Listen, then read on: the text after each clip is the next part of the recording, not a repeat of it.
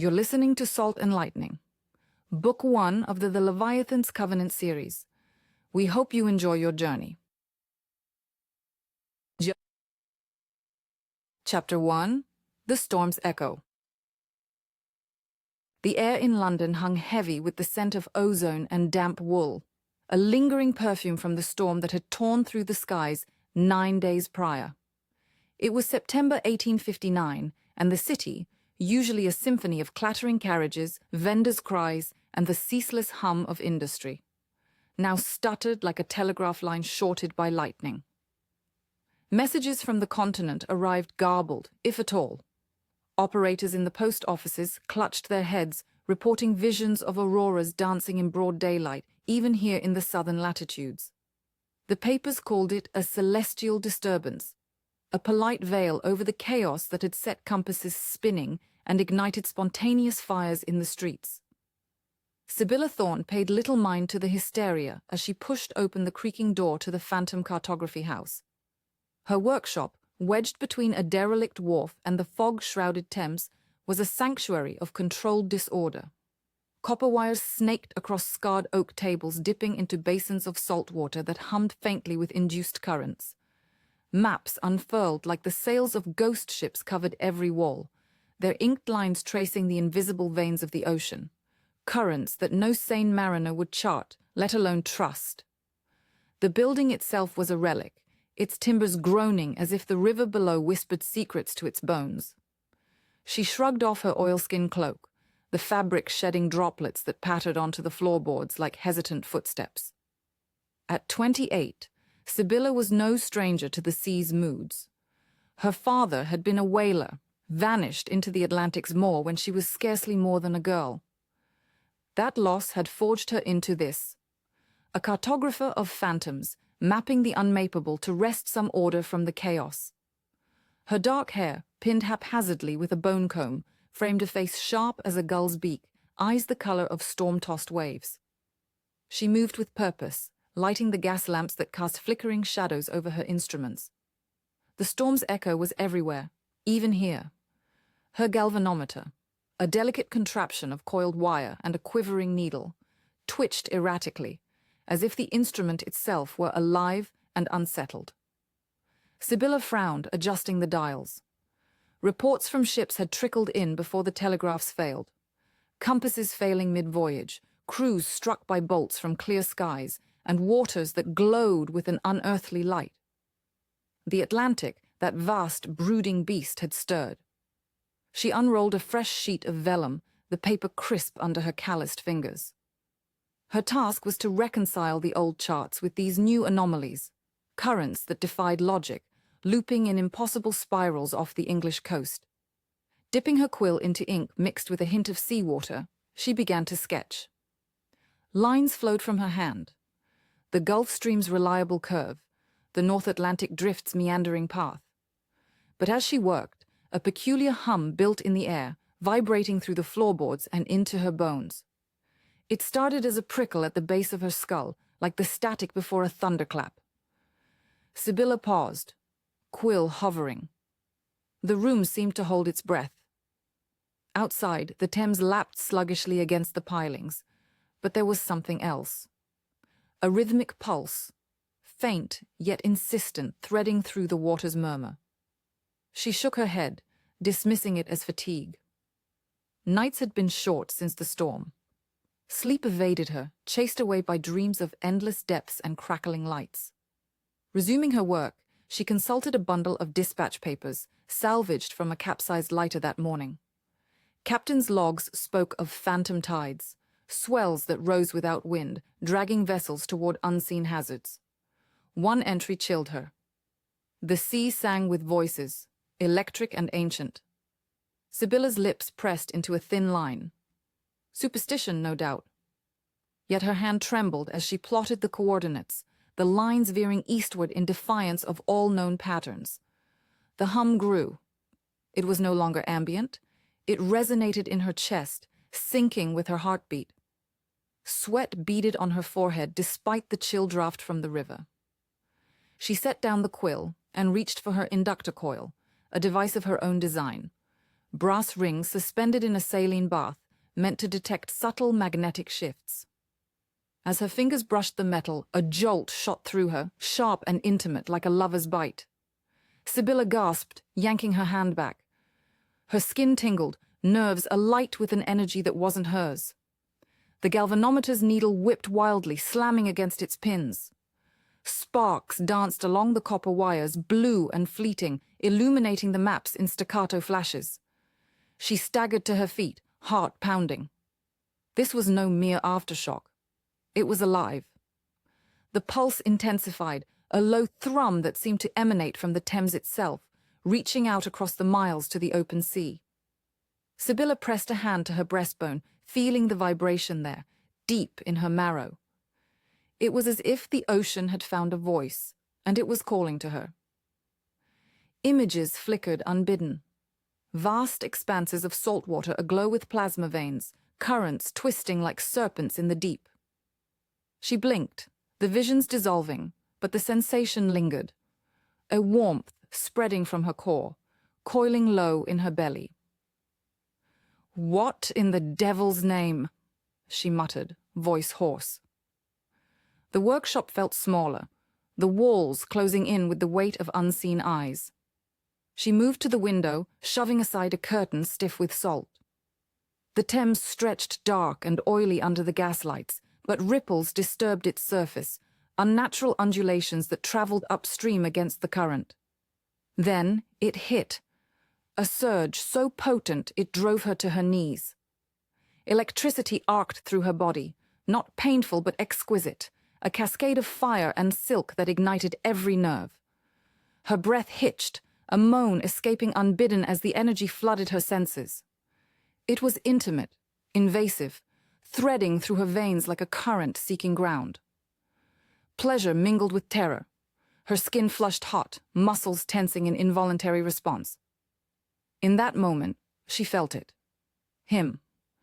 Not a man, not a beast, but something primordial, awakening in the briny depths. Abyssos, though she didn't know the name yet. A Leviathan of lightning and salt stirring from eons of slumber. His essence pulsed against her own bioelectric field, seeking anchor, drawn to the rare conductivity of her blood. Whispers echoed in her mind, not words, but impressions. Hunger, curiosity, a vast loneliness echoing across the ocean floor. Sibylla clawed at the floorboards, fighting the onslaught. Her body arched, the surge building to a crescendo that bordered on ecstasy. Veins stood out on her neck, glowing faintly blue under her skin. She could taste salt on her tongue, feel the crush of abyssal pressure in her lungs. It was too much, too alive, too demanding. With a cry, she wrenched herself free, the connection snapping like a frayed wire. She collapsed, panting, the room spinning. The hum faded to a whisper, the sparks dying to embers. But the echo remained, a tattoo on her soul.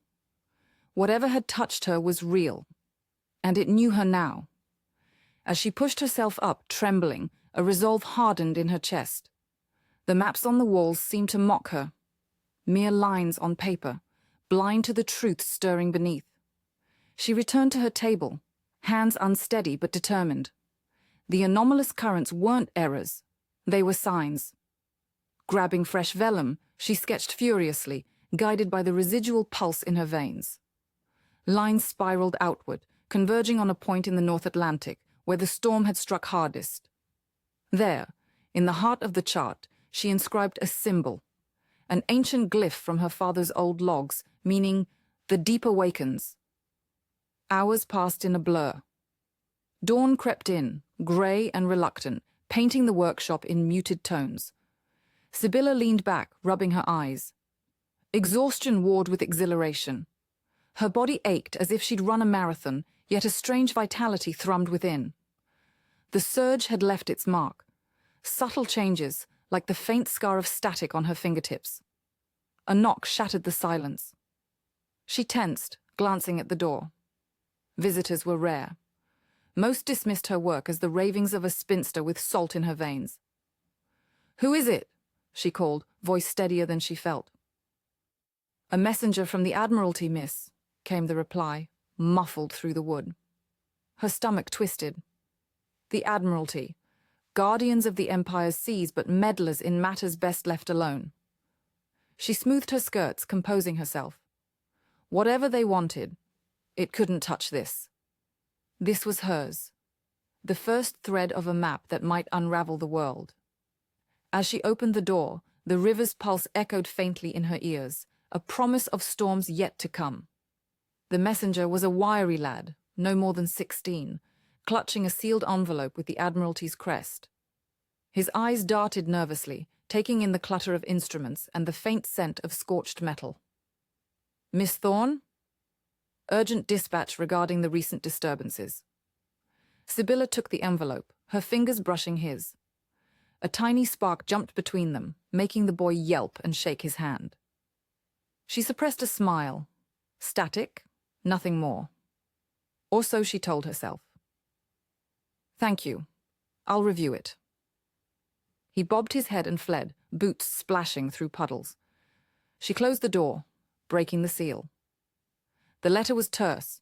Reports of disrupted shipping lanes, requests for updated charts. But between the lines, she sensed urgency. Fear, even. The Empire's lifeline to the seas was fraying, and they needed her phantoms mapped.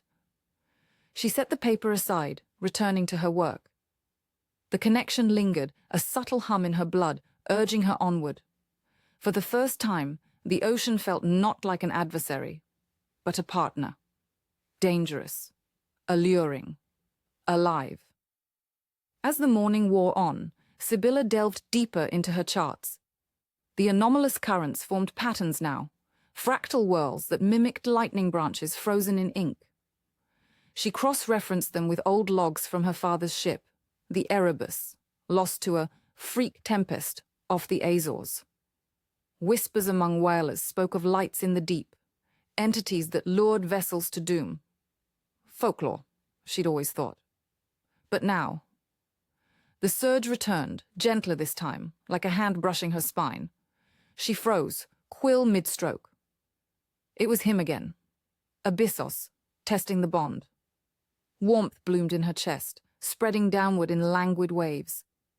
Her breath quickened. The sensation was erotic in its intensity, a caress without touch, promising depths of pleasure intertwined with peril. She leaned into it, curious despite the fear. Images flooded her. Saltwater cathedrals of coral and current, a consciousness vast as the abyss, fractured yet yearning. "Who are you?" she whispered, half to the empty room. A response came, not in words, but in a pulse that thrummed through her core, igniting sparks of desire. It was invitation, challenge, seduction, all at once. Sibylla's knees weakened. She gripped the table, riding the wave until it ebbed, leaving her flushed and yearning. This was no mere anomaly. It was the awakening of something ancient, and she was its unwitting key. The maps spread before her were just the beginning, a covenant forged in salt and lightning, binding her to the deep. Outside, the Thames churned, as if the river itself approved. Sibylla smiled faintly, the weight of destiny settling on her shoulders like a lover's embrace. The storm's echo was only the prelude. The true tempest brewed in the waters beyond. She worked through the afternoon, the workshop alive with the scratch of quill and the soft bubble of saline baths. Instruments whirred, needles dancing to rhythms only she could sense. By evening, a preliminary map took shape, currents coiling like tentacles around a central nexus in the Atlantic, pulsing with latent energy.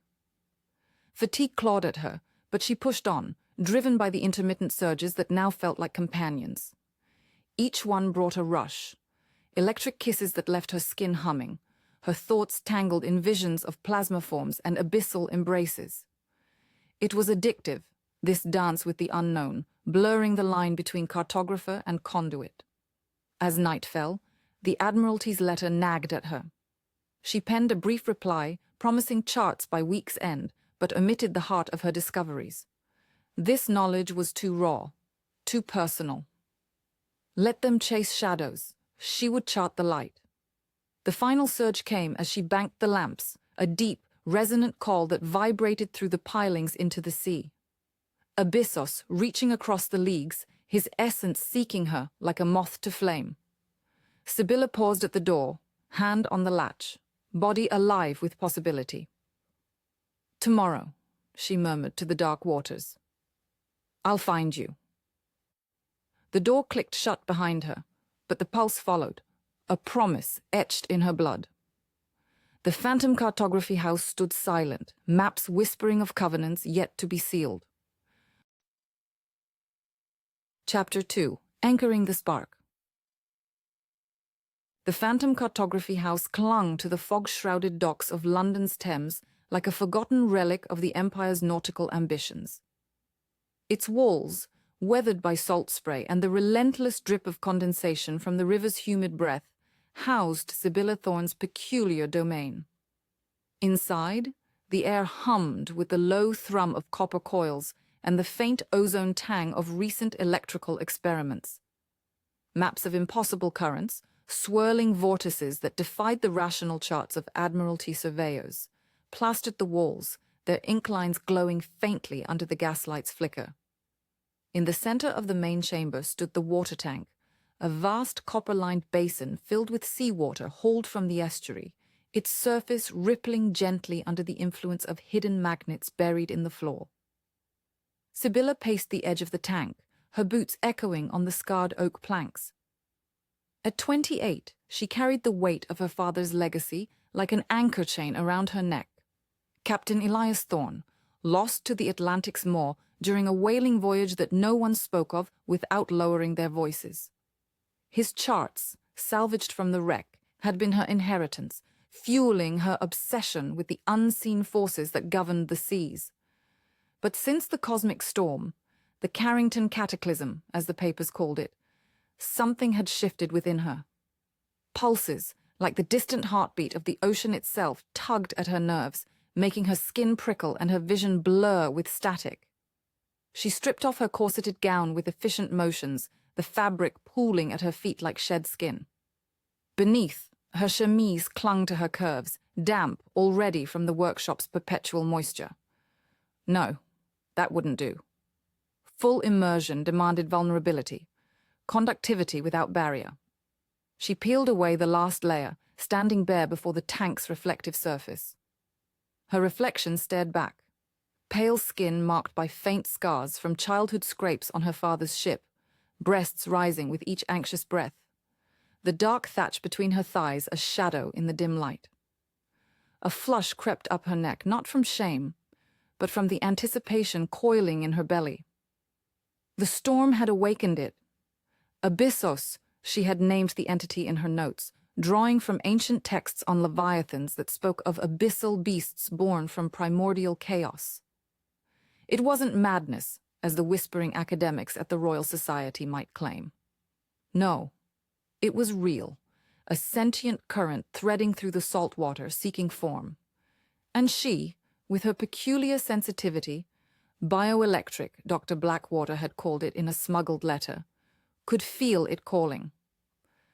Last night's surge in her workshop had been the strongest yet, a jolt that arched her back and left her gasping on the floor, her body humming like a struck tuning fork.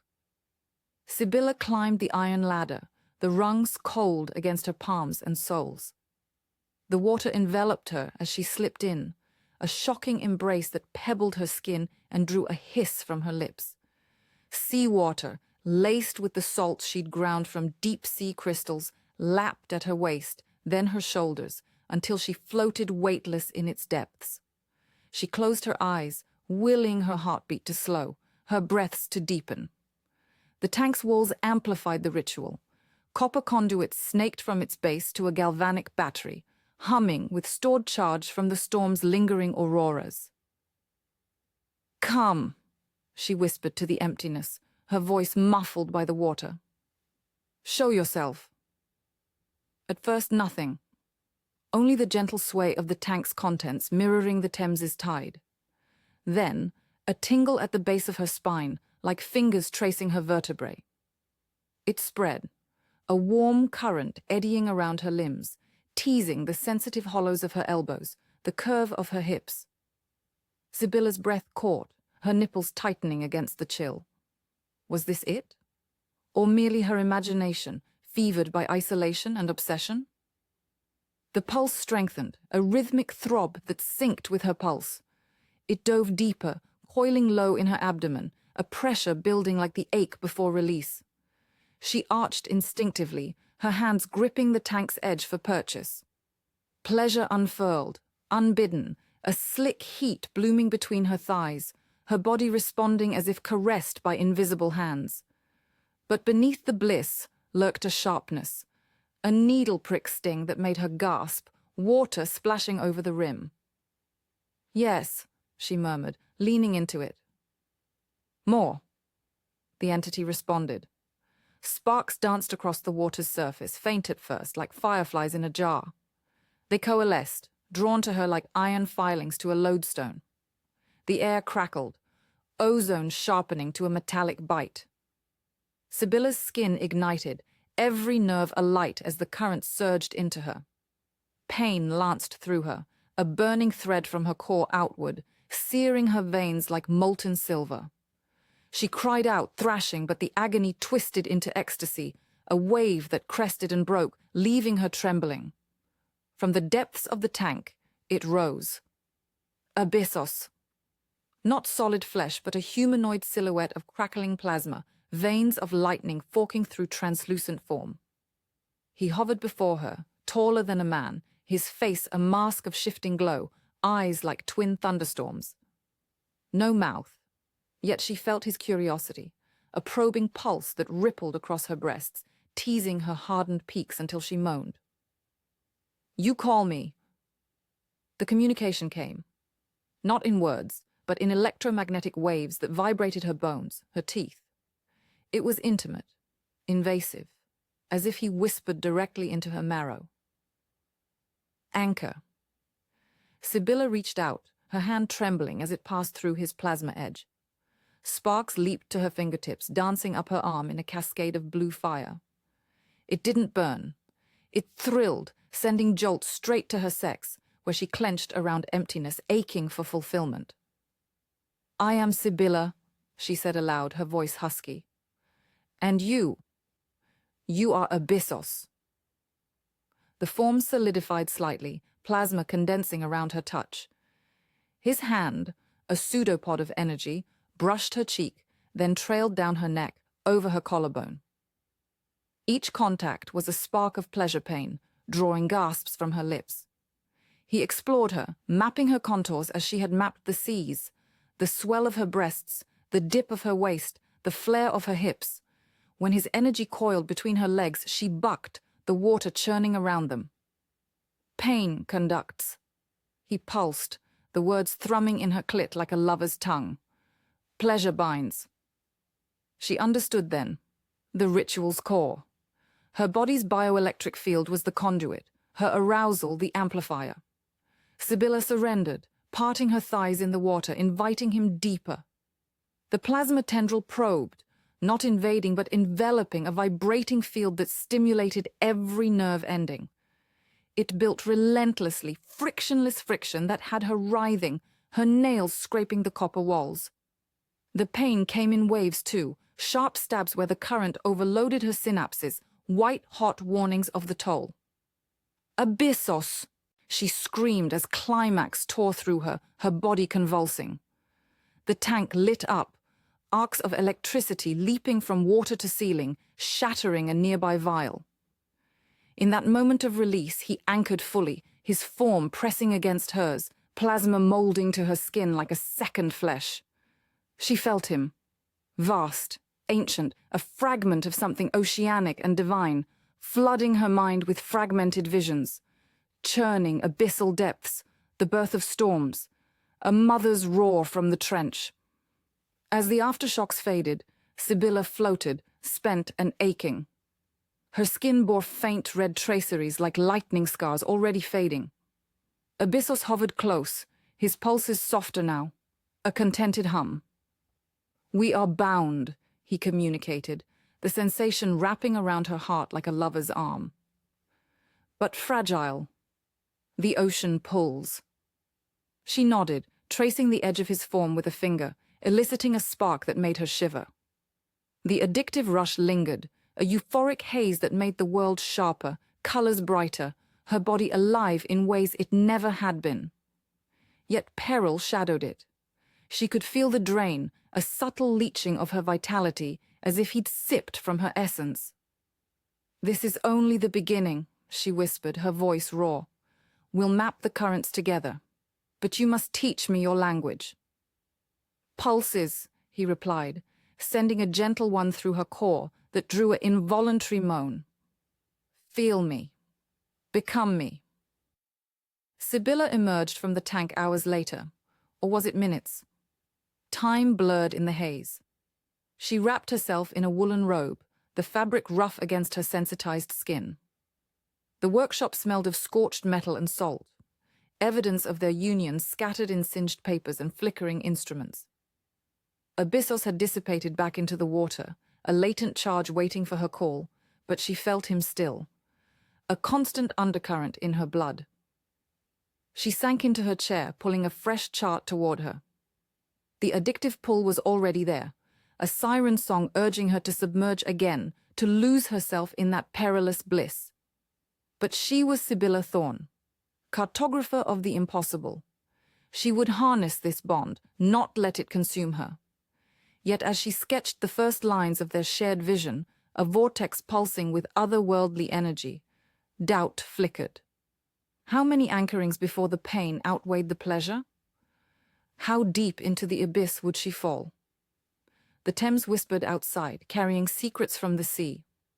And in her veins, Abyssos stirred, hungry for more. The days blurred into a rhythm of experimentation and exhaustion. Sibylla rose before dawn, the gas lamps casting long shadows across her cluttered desk. She pored over Effie's letters, deciphering the rogue scientist's warnings about conductivity thresholds. "The body is not a battery," Effie had scrawled in one missive. "It will burn out." But Sibylla pushed on, driven by the maps that now bloomed with anomalies only she, and now Abyssos, could chart. Each anchoring began similarly. Immersion in the tank. The water warming to her body heat as she invoked him. But familiarity bred intensity. The second time, Abyssos manifested swifter, his plasma form more defined, shoulders broadening, limbs elongating into something almost masculine. He touched her with purpose, pulses directing her hands to her own body, guiding her to heighten the charge. "Teach me," she demanded one evening, the tank's water steaming from the friction of their energy. Naked and buoyant, she faced him, her hair fanning like ink in the sea. "Touch here," came the pulse, vibrating her solar plexus. She complied, fingers pressing into the soft flesh below her ribs. A spark leaped, igniting a fire that raced downward. Her breath hitched as she circled her navel, then lower, dipping into the slick folds that ached for him.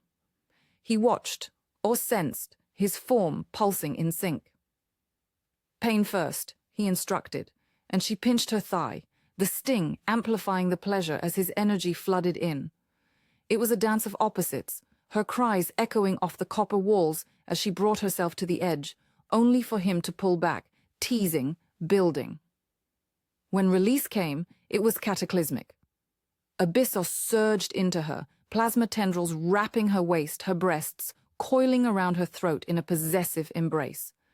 Visions assaulted her, the cosmic storm's birth, solar winds lashing the Atlantic, awakening him from eons of dormancy. She saw herself through his eyes, a beacon in the salt, her bioelectric field a lighthouse in the void. "You are my anchor." He pulsed during the afterglow, the words a caress along her inner thighs. "I am your storm." But the peril mounted. After each session, Sibylla collapsed onto the workshop floor, muscles twitching with residual charge. Her reflection in the tank showed darkening circles under her eyes, lips chapped from bitten screams. The euphoria was addictive, a drug that sharpened her senses but eroded her edges. Food tasted of ash, sleep evaded her, replaced by dreams of drowning in electric seas. One night, as thunder rumbled over London, echoes of the greater storm, she felt a warning pulse from the Thames. Salvagers, perhaps, or worse, the Admiralty's spies.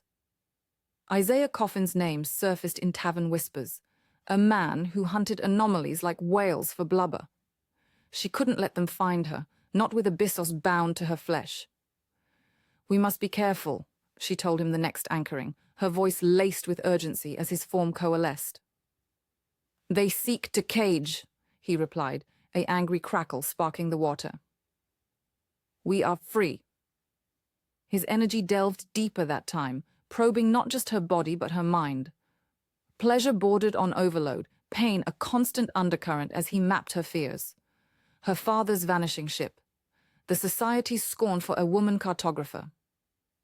In response, he shared more. Fragments of Tiamat, the sea mother, her dismembered rage fueling the Leviathans. Sibylla climaxed with a sob, the bond tightening like a noose of lightning. As Abyssos faded, she touched the faint burn on her palm, a permanent mark now. The rush coursed through her, euphoric and perilous, a promise of power and ruin. She dried herself, donning her gown with shaking hands. The maps awaited, their lines now alive with his input, currents that could upend empires. But the cost. Oh, the cost was etched in her quivering flesh. Outside, the fog thickened, hiding the dockside shadows. Sibylla barred the door, her heart pounding in time with the distant sea. Abyssos slumbered within her, but she knew he dreamed of flesh, of permanence. And she, fool that she was, yearned to give it to him. The anchoring became her secret sacrament, performed under the cover of night. Each ritual deepened their intimacy, Abyssos's form evolving, gaining texture, a simulated warmth that mimicked skin. He learned her responses, anticipating the arch of her back, the hitch in her breath. "Again," she would plead, fingers tangled in his plasma strands, pulling him closer. "As you wish," pulsed the reply, always laced with that ancient hunger. The pleasure built in layers, a slow simmer starting at her toes, rising like tidewater. His energy teased her soles, then calves, knees until it pooled at her core. There, it vortexed, drawing circles around her clit that had her hips bucking, water sloshing. Pain punctuated. Zaps like bee stings on her inner thighs, reminders of the conduit's fragility. She guided him, voice breaking. "Lower. Yes, there." His tendril complied, vibrating against her entrance, not penetrating but stimulating, waves of current that mimicked thrusts. Her orgasm shattered her, body seizing as electric bliss radiated outward. In that peak, Abyssos whispered secrets, the phantom current's paths leading to sunken ruins where others like him slumbered. But the addictive rush grew insidious. Between anchorings, Sibylla craved the contact, her skin itching for sparks, her dreams filled with his pulses. She caught herself tracing patterns on her arms, mimicking his touch, fingers slipping between her legs in futile imitation. One dawn, as she charted their latest revelation, a maelstrom off the Azores, she felt the first true peril. A migraine bloomed behind her eyes, vision sparking with false lightning. Her hand trembled on the quill, ink blotting the page. "Enough." Abyssos pulsed faintly from the tank, sensing her distress. "No," she snapped, defiant. "We need this. The world needs it." Yet as she stared at the map, the lines seemed to writhe, alive with peril. Their bond was a double-edged harpoon, salvation or doom. And with salvagers circling, the sea's hunger awakening, Sibylla wondered if she was charting her own dissolution. The workshop's hum seemed louder, a chorus to her turmoil. Abyssos waited, patient as the deep. And she, bound to him, could no more resist than the tide could deny the moon. Chapter 3. Phantom Currents.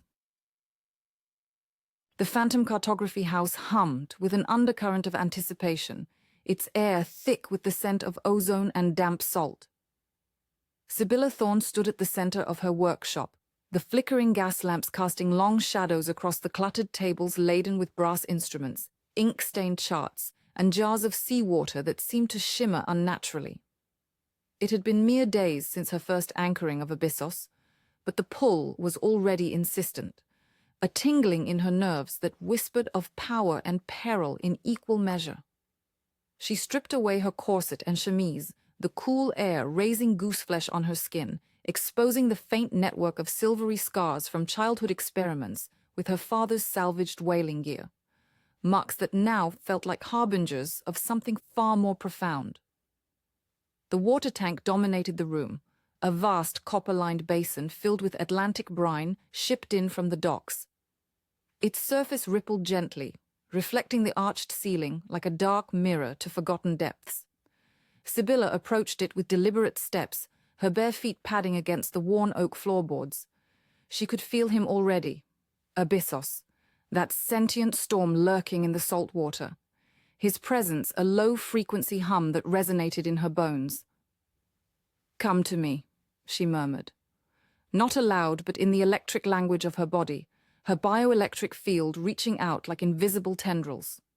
The water stirred. Bubbles rose in erratic patterns and the air crackled with static. Sibylla slipped into the tank, the cold embrace shocking her system, awakening every nerve ending. She floated on her back, arms outstretched, her dark hair fanning out like ink in the brine. The anchoring began as it had before, a deliberate surrender. She focused on the rhythm of her breath, slowing it until her heartbeat synced with the pulse of the sea beyond the walls.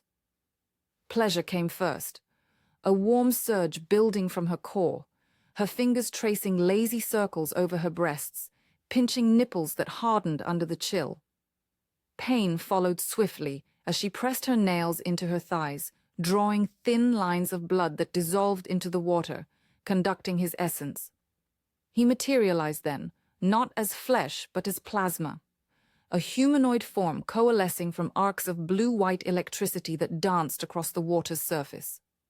Abyssos rose, his body crackling and shifting, features forming in the glow, sharp jawline, eyes like storm-lit voids, tendrils of energy coiling where limbs should be.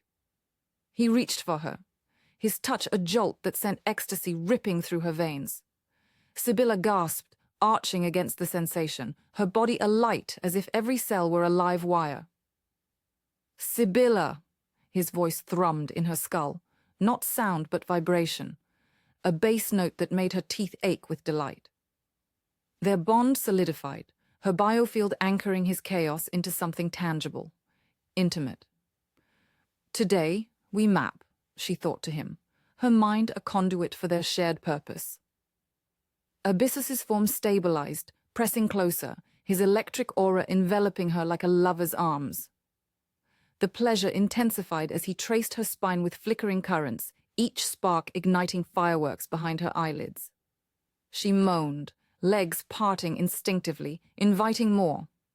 Pain threaded through it, a sharp zap at her temples, a burn in her chest, but she welcomed it, for in that duality lay the key to the phantom currents plaguing the seas. They submerged together, the tank's water becoming a portal to the greater Atlantic. Sibylla's consciousness expanded, tethered to Abyssos's boundless awareness.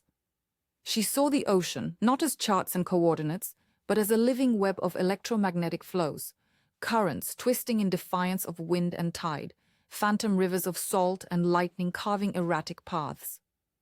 Her hands moved of their own accord, grasping quills and parchment that floated nearby, sketching lines that bled ink into the water. Hidden patterns emerged, spirals coiling around the Azores, veins of disruption pulsing from the storm's epicenter, a vast, unseen lattice suggesting intelligence beneath the waves. Deeper they delved, Abyssos guiding her through layers of current she could never have charted alone. His energy surged within her, a torrent that made her writhe in the tank, hips bucking against the invisible force. Ecstasy built to a crescendo, her cries echoing off the copper walls as release crashed over her, muscles clenching in waves that mirrored the ocean's fury. But with pleasure came the drain, a hollowing in her limbs, as if her very vitality was siphoned into the mapping. Her vision blurred at the edges, colors bleeding into static. "Enough!" Abyssos pulsed, concern threading his electric voice. But Sibylla pushed on, driven by the revelations unfolding. The patterns weren't random. They formed a map to something ancient, a network of ley lines in the deep, remnants of a primordial force stirring awake.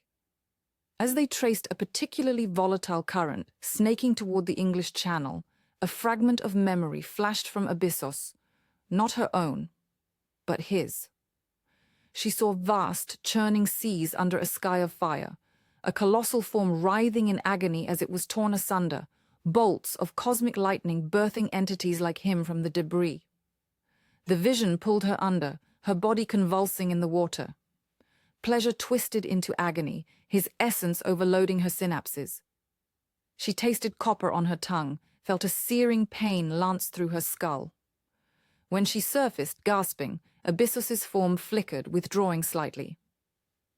"You glimpsed the first mother's birth pangs," he shared, his pulses laced with sorrow. "I am but a shard of her rage, scattered into the salt." Sibylla clung to the tank's edge, her fingers numb, pins and needles racing up her arms. The sketches floated beside her, intricate and damning, proof of the chaos and of her growing frailty. Hours blurred into a haze of exploration. They ventured further, projecting their bond toward the coastal waters beyond London, where the Thames met the sea. Sibylla felt the pull of the Atlantic proper, the phantom currents tugging at her like spectral hands. Abyssos enveloped her fully now, his plasma form merging with her skin in intimate currents that teased and tormented.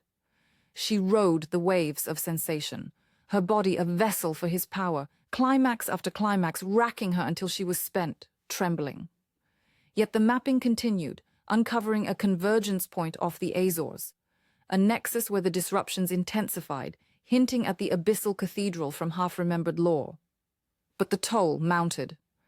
Midway through, a migraine bloomed behind her eyes, not the dull throb of fatigue, but a vicious storm of its own, neurons firing erratically.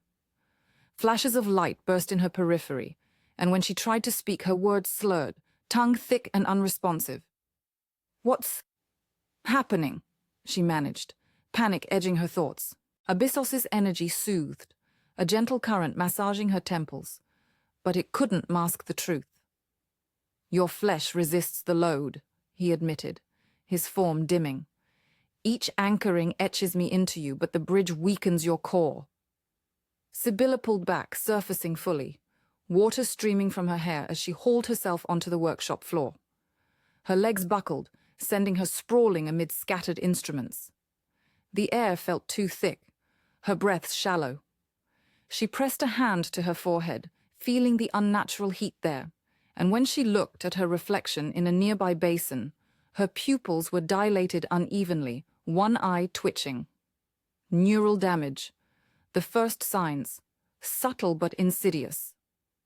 Dr. Blackwater's warnings echoed in her mind, tales of storm-touched sensitives driven mad by unchecked conductivity. Abyssos emerged beside her, his plasma coalescing into a more solid silhouette, kneeling with electric hands hovering over her. "Rest, anchor mine," he urged, the endearment a spark that both comforted and aroused. Despite the pain, Sibylla felt the addictive pull, her body craving the reconnection even as it rebelled. She reached for him, fingers brushing his flickering chest, igniting a fresh jolt of pleasure that made her gasp. But she withdrew, shaking. "We uncovered so much," she whispered, glancing at the drying parchments. The patterns were there, hidden eddies that could redirect ships, vortices hiding treasures or threats. Yet the cost stared back at her in her trembling reflection. As night deepened, Abyssos shared more memories, his essence dimmed to a soft glow that illuminated the workshop like bioluminescent waves. He spoke of epochs before humanity's sails scarred the seas. The first mother, Tiamat, her body the cradle of all waters, dismembered by gods who feared her chaos. Abyssos was born from a lightning vein in her heart. A guardian of currents meant to nurture, not destroy. But the cosmic storm had awakened him prematurely, fracturing his purpose. "I seek form through you," he confessed, his pulses vulnerable. "But fear, I consume what I cherish." Sibylla listened, curled on a threadbare settee, a blanket draped over her chilled form. The fragments painted a picture of cosmic betrayal, mirroring her own father's disappearance, swallowed by the sea's unforgiving maw. Empathy stirred, mingling with the lingering euphoria, forging something deeper than lust. "We're bound, you and I," she said, her voice steadier now. "The toll. I'll bear it. For the maps. For the world." But doubt gnawed at her edges, the neural twinge a reminder that survival demanded more than will. Dawn crept through the grimy windows, gilding the charts in false gold. Sibylla rose, ignoring the vertigo, and pinned the new maps to the wall. The phantom currents twisted like veins on a lover's skin, beautiful and deadly. Abyssos dissipated into the tank with a final lingering caress, a spark across her lips that promised more explorations, more risks. Alone, she traced the patterns, her finger trembling. The Admiralty would kill for this knowledge, salvagers like Coffin would exploit it. And within her, the Leviathan's echo pulsed, a siren's call to deeper waters. The session had revealed not just the ocean's secrets, but her own fragility. As she locked the workshop door against the waking city, Sibylla wondered how many anchorings she could endure before the currents claimed her entirely. The coastal waters off Dover called to her that afternoon, the maps burning in her satchel as she boarded a hired skiff. The phantom cartography house felt too confining now, its walls pressing in with the weight of revelation. She needed to verify the patterns firsthand, feel the Atlantic's breath on her skin. The skipper, a grizzled man named Hargrove with a pipe clenched in his teeth, eyed her curiously but asked no questions. Gold silenced tongues in these parts. The sea was restless, grey waves slapping the hull under a sky heavy with clouds. Sibylla stood at the prow, wind whipping her cloak, the vial of Abyssos's essence, condensed salt water from the tank, clutched in her gloved hand. She waited until the cliffs receded, the open water enveloping them, before uncorking it.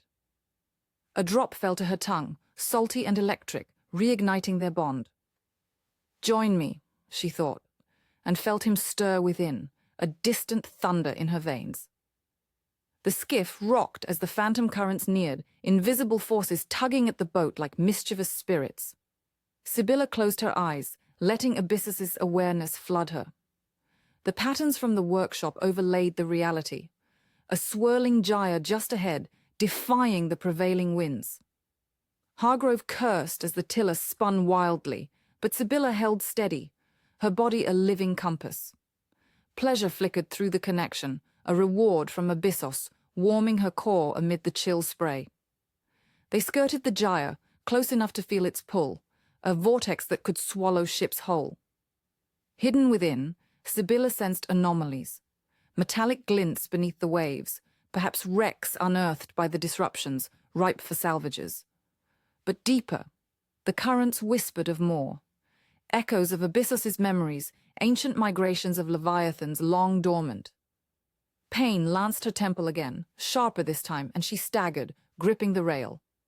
Hargrove shot her a worried glance. "You all right, miss?" "Fine," she lied, swallowing the metallic tang rising in her throat. The neural damage lingered, a shadow in her mind, but the verification was crucial. As they turned back, the sea calming, Sibylla felt Abyssos withdraw, his presence a soothing hum. The maps were accurate, the patterns real. Yet the exploratory thrill soured with exhaustion, her limbs heavy as lead. Back on shore, as twilight bled into the horizon, Sibylla paid Hargrove and trudged toward the nearest inn, her steps faltering. The bond with Abyssos had unlocked wonders. But at what price? In the dim room she rented, she collapsed onto the bed, the vial refilled from a nearby basin. One more anchoring, perhaps, to soothe the ache. But as sleep claimed her, visions of fragmented seas danced behind her eyelids, promises of annihilation and of a love that could either save or drown her.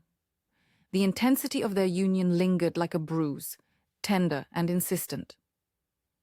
Days later, in the workshop's dim confines, Sibylla pored over the verified charts, Abyssos's essence bubbling faintly in the tank. The hidden patterns suggested a greater design. The phantom currents converging toward the deep Atlantic, toward the trench where Tiamat slumbered. Neural twinges plagued her, fingers fumbling quills, words catching on her tongue. But she pressed on, driven by the exploratory fire Abyssos had ignited. Their next session beckoned, pleasure and pain intertwined, the toll mounting with each revelation. Sibylla knew the risks, felt the damage etching into her soul. Yet, in the Leviathan's electric embrace, she found purpose. A cartographer charting not just waters, but the boundaries of her own humanity. Chapter 4. The Salvager's Shadow. The fog clung to the London docks like a shroud, thick and unyielding, muffling the cries of gulls and the distant clamour of the Thames. Sibylla Thorn's workshop, perched on the edge of the wharves in the Phantom Cartography House, hummed with an unnatural energy tonight. Copper wires snaked across the scarred wooden tables, dipping into shallow tanks of salt water that bubbled faintly, as if alive. The air smelled of brine and ozone, a sharp tang that set her teeth on edge. Sibylla leaned over her latest map, her fingers tracing the erratic lines of phantom currents that twisted like veins across the parchment. The ink shimmered unnaturally, infused with a residue from her last anchoring session. Abyssos's essence lingering in the pigments. She could feel him still, a low thrum in her bones, like the echo of thunder trapped in her blood. Their connection had deepened with each ritual, the pleasure pain of it etching pathways in her nerves that both thrilled and terrified her. But the maps were proof, tangible evidence of the chaos the cosmic storm had unleashed, and she would guard them with her life. A sharp crackle from the corner drew her gaze. The containment vial on the shelf, a slender glass tube etched with conductive runes, filled with seawater and a faint glowing plasma, flickered. Abyssos's essence, portable and volatile, the only way she could carry him without fully anchoring, which would drain her dry in this exposed place. "Stay calm," she whispered to it, though she knew he heard her through the bioelectric field that bound them. His response was a pulse of warmth up her spine, reassuring yet insistent like a lover's breath on her neck. The door to the workshop rattled. Sibylla froze, her hand instinctively reaching for the dagger tucked into her boot. Footsteps, multiple heavy, echoed on the creaking boards outside. Raiders? The docks were rife with them since the storm, scavengers picking over the electromagnetic wreckage like vultures. But this felt different, purposeful. The door burst inward with a splintering crash, shards of wood flying like shrapnel. 3 men stormed in, their faces obscured by oilskin hoods, lanterns swinging from calloused fists. They were built like dockhands, but their eyes gleamed with a feral hunger, and in their hands were not hooks or ropes, but copper-wired prods that sparked with stolen electricity. "Where's the anomaly?" the lead man growled, his voice rough as gravel. He scanned the room, the prod in his grip humming ominously. Sibylla backed toward the maps, her mind racing. Anomaly. That's what they called it. The disturbances Abyssos caused, ripples in the ether that drew every opportunist from here to the Azores. She snatched a heavy brass compass from the table, wielding it like a club. "You've got the wrong workshop, lads. Nothing but charts and salt here." The men laughed, a low, mocking rumble. The leader stepped forward, his prod crackling closer. "Oh, we got the right one, missy. Word's out. Thorn's the one charting the ghosts in the water. Hand over the goods and maybe Coffin lets you walk." Isaiah Coffin. The name sent a chill through her. She'd heard whispers of the salvager captain, a whaler turned profiteer, stripping the seas of anything that sparked or glowed since the Carrington event. If he was behind this, her maps, and Abyssos, were as good as his. She didn't wait for more. With a swift motion, she swept her arm across the table, sending inkwells and tools crashing to the floor in a cacophony of distraction. The men flinched, and she bolted for the back window, the vial clutched to her chest. Glass shattered as she dove through, landing in a roll on the damp planks of the dockside alley. Shouts erupted behind her. "She's got something! Stop her!" Sibylla sprinted into the fog, her boots pounding against the slick wood. The docks were a labyrinth of crates, ropes, and looming ship hulls, shadows twisting in the lamplight. Her heart hammered, each beat sinking with the vial's glow against her ribs. Abyssos surged within it, a frantic buzz that urged her onward. Faster. They come for us. She darted between stacks of barrels, the acrid smell of tar and fish guts filling her lungs. A prod spark lit the mist behind her, singeing the air with ozone. One of the pursuers was close. Too close. She veered sharp left into a narrow gap between two warehouses, her shoulders scraping rough brick. The alley dead-ended at a chain-link fence, rusted and half-submerged in the lapping Thames. No way over. She spun, backing against the cold metal, vial raised like a talisman. The three men emerged from the fog, spreading out to block her escape. "Toss it over, girl," the leader snarled, his prod leveled at her chest. "Whatever's in that bottle's worth more than your life." Sibylla's fingers tightened around the glass. The essence inside swirled, brighter now, responding to her fear. A faint crackle danced along her skin, static, raising the hairs on her arms. Abyssos was stirring, protective, but unleashing him here would light up the docks like a beacon. Before she could respond, a new voice cut through the tension, smooth as oil on water. "Easy now, lads. No need for the rough stuff." From the shadows stepped Isaiah Coffin himself. He was taller than she'd imagined, broad-shouldered in a weathered greatcoat, his face scarred from old burns that twisted his smile into something predatory. A brass compass dangled from his belt, not unlike hers, but etched with wailing runes. His eyes, dark and calculating, fixed on the vial. The crew parted for him, prods lowering slightly. Sibylla's breath caught. Up close, Coffin reeked of salt water and something sharper, sulfur perhaps, or the tang of rival lightning. "Captain," the leader said, nodding. "She's the one. The sparks coming from that tube." Coffin held up a gloved hand, silencing him. He approached slowly, his gaze never leaving Sibylla's. "Miss Thorn, is it? I've heard tales. The cartographer who dances with storms. Hand it over, and I'll make it worth your while. The seas are changing, and a woman like you could sail far with the right partners." His words dripped with insinuation, a leer hidden in his tone. Sibylla's skin crawled, but she met his eyes steadily. "Partners? You mean slaves? I've seen what you do to anomalies. Cage them, bleed them dry for profit." Coffin's laugh was low, rumbling. "Profit keeps the world turning, love. And that thing in your hands? It's no pet. It's power. Raw, oceanic power. But you're not the only one who hears the call."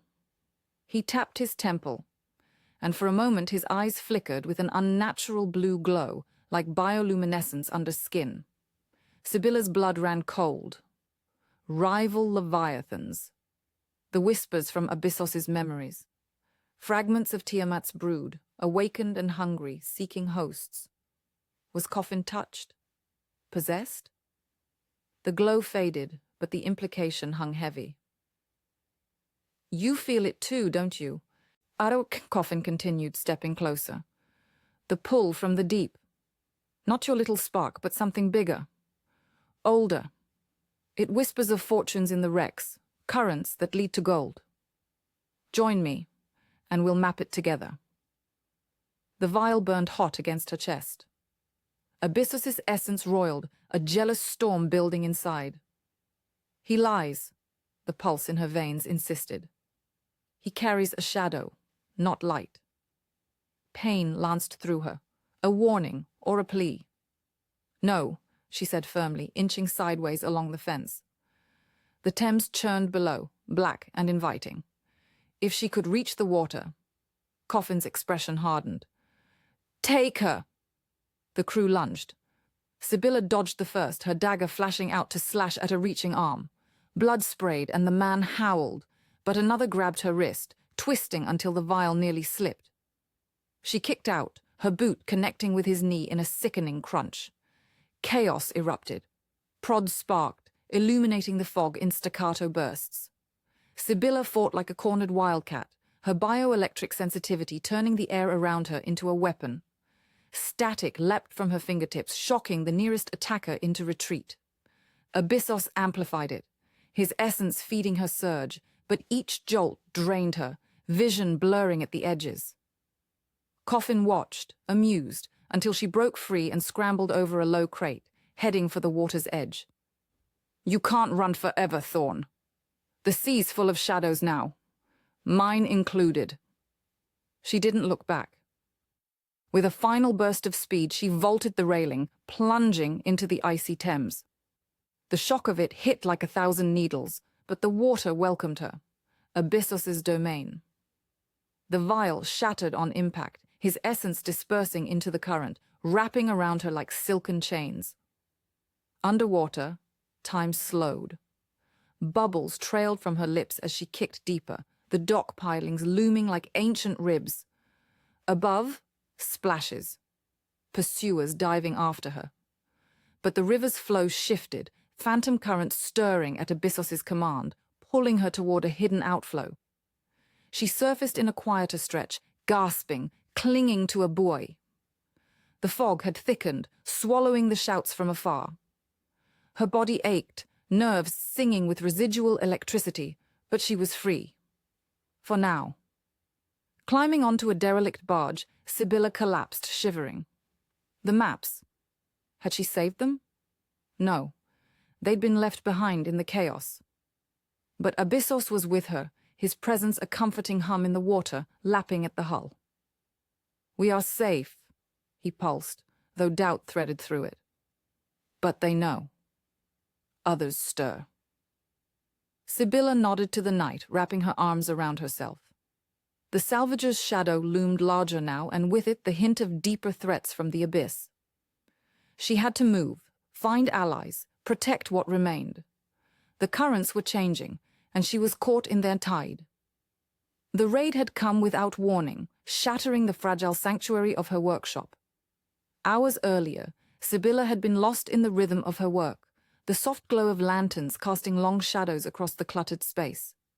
The phantom cartography house was her fortress, a relic of her father's whaling days, now transformed into a haven for her forbidden craft. Walls lined with nautical charts, some yellowed with age, others fresh and annotated with symbols only she understood, swirls representing the unpredictable paths of the awakened seas. She'd just completed a section of the map, detailing a rogue current snaking from the Thames estuary toward the open Atlantic. It was delicate work, requiring not just ink and quill, but the subtle attunement of her body to the ether. Abyssos had guided her hand that afternoon, his anchored form flickering beside her like a living aurora, his touch, electric, intimate, leaving her breathless and marked with faint burns that she traced with guilty pleasure.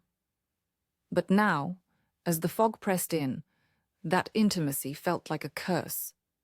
The electromagnetic signature of their bond was a beacon, drawing predators. She'd known it was risky to keep the essence vial there, but mobility meant vulnerability. Anchoring fully required privacy, a space to surrender to the ritual's demands. The first sign of trouble was a distant shout carried on the wind. Sibylla straightened, ears straining. Dockside brawls were common, but this sounded organized, boots on planking, the clink of tools. She moved to the window, peering through grimy glass. Shapes moved in the mist. 5? No, 6 figures converging on her door. Heart pounding, she grabbed the satchel with her most vital maps, the core ones, bound in oiled leather, and slung it over her shoulder. The vial went into a padded pocket against her skin. Abyssos stirred immediately, a tingle that bordered on arousal, as if her fear excited him. "Danger," he whispered in her mind, the words forming from pulses that danced along her nerves. "I know," she muttered, barring the door with a heavy oak beam. But it was futile. These were no casual thieves. The assault began with a battering ram, thudding against the wood like a heartbeat. Splinters flew on the third strike, and the door gave way. The men poured in, masked and armed, their prods already humming with pilfered charge from the storm's remnants. Sibylla retreated to the back, knocking over a shelf of glass files that shattered in a symphony of fizzing sparks. The distraction bought her seconds. She climbed onto a workbench, kicking out at the nearest intruder as he reached for her ankle. "Get the charts!" one yelled, his voice muffled. They swarmed the tables, rifling through papers, but Sibylla had the essentials. She smashed the window with her elbow, ignoring the bite of glass, and leaped out into the night. The chase was a blur of fog and fury. She wove through the docks, past towering masts and coiled ropes that snagged at her skirts. The Thames whispered temptations of escape, but the water was Coffin's territory too. He was a salvager after all, master of its treacherous moods. A hand grazed her arm. She elbowed back, hearing a grunt. The satchel bounced against her hip, maps safe inside. But the vial. God, the vial was heating, Abyssos raging within. "Release me," he urged, the plea laced with hunger. "I will shield you." Not yet. Full release here would summon lightning, draw the Admiralty's gaze. She needed subtlety. The alley trap was her mistake. Cornered, she faced the crew, daggers out. But it was Coffin's arrival that shifted the tide. He circled her like a shark, his presence magnetic in a way that repelled her. Up close, the scars on his face told stories of close calls with the storm. Jagged lines that glowed faintly when he moved, as if threaded with internal current. "Tell me, Miss Thorn," he said, voice low and coaxing. "What's it like? Bedding the sea itself. Does it taste of salt and storm?" Sibylla flushed, anger masking the unwelcome spark of truth in his words. Their bond was erotic, yes, each anchoring a dance of ecstasy and agony, his plasma form pressing into her, filling her with liquid fire. But it was hers, not his to leer at. "Keep dreaming, Coffin. The sea doesn't share." His eyes narrowed, that blue flicker returning. "Oh, but it does. I've felt it. A rival voice, deeper than yours. It promises more than maps. It promises dominion. Rival Leviathans." The words chilled her. Abyssos had hinted at them in his fragmented memories. Splinters of Tiamat, jealous and voracious, seeking flesh to claim. If Coffin was host to one, the fight exploded anew. Sibylla parried a prod with her dagger, the clash sending shocks up her arm. She channeled Abyssos's essence, a controlled burst that arced from her hand, staggering 2 men. But Coffin was upon her, his grip iron on her wrist. "Yield," he hissed, his breath hot against her ear, "or I'll take it from you." His touch ignited something. Not Abyssos's fire, but a darker current probing her sensitivity. Pain bloomed, foreign and invasive, like fingers in her mind. She screamed, kneeing him hard, breaking free. Into the water she went, the Thames embracing her like a jealous lover. Abyssos's essence merged with the river, guiding her through submerged channels, away from the divers. Hours later, on the barge, exhaustion claimed her. But in the quiet, Abyssos's voice returned, softer now. "You are mine, Sibylla. No shadows will take you." She smiled faintly, tracing the new burns on her skin. The escape was victory, but the hunt had begun in earnest. Coffin's words echoed. Rivals stirred. The sea was no longer just hers and Abyssos's. It was a battlefield. As dawn crept over the horizon, tinting the fog pink, Sibylla rose. She had to vanish, seek Dr. Blackwater's counsel, protect the remaining maps. The salvagers' shadow stretched long, but she would navigate it, one current at a time. The workshop lay in ruins when she risked a glance back from afar, but her spirit burned brighter. The bond with Abyssos pulsed, a promise of power amid the peril. Whatever Leviathans rose, she would face them, anchored, alive, unyielding. Chapter 5. Bioelectric Euphoria. The salt-laced wind howled through the narrow streets of the coastal village, carrying the distant roar of the sea like a siren's lament. Sibylla Thorn pulled her hood lower, her boots splashing through puddles that reflected the stormy sky above. The inn, a squat building of weathered stone and timber called the Salty Anchor, huddled against the cliffs overlooking the Thames estuary. It was far enough from London's chaos to offer temporary respite, but close enough that the echoes of the city's industrial clamor still tainted the air with coal smoke. She had chosen this place for its isolation. Few travelers braved the roads in this weather, and the innkeeper, a grizzled woman named Mrs. Harrow, asked no questions for an extra shilling. Sibylla's satchel, heavy with rolled maps and a vial of seawater, bumped against her hip as she pushed open the door. The common room was dim, lit by a sputtering fire and oil lamps that cast long shadows over scarred wooden tables. A handful of locals nursed mugs of ale, their eyes flicking toward her with mild curiosity before returning to their murmurs. Up the creaking stairs she went, key in hand for the small room at the end of the hall. It was sparse.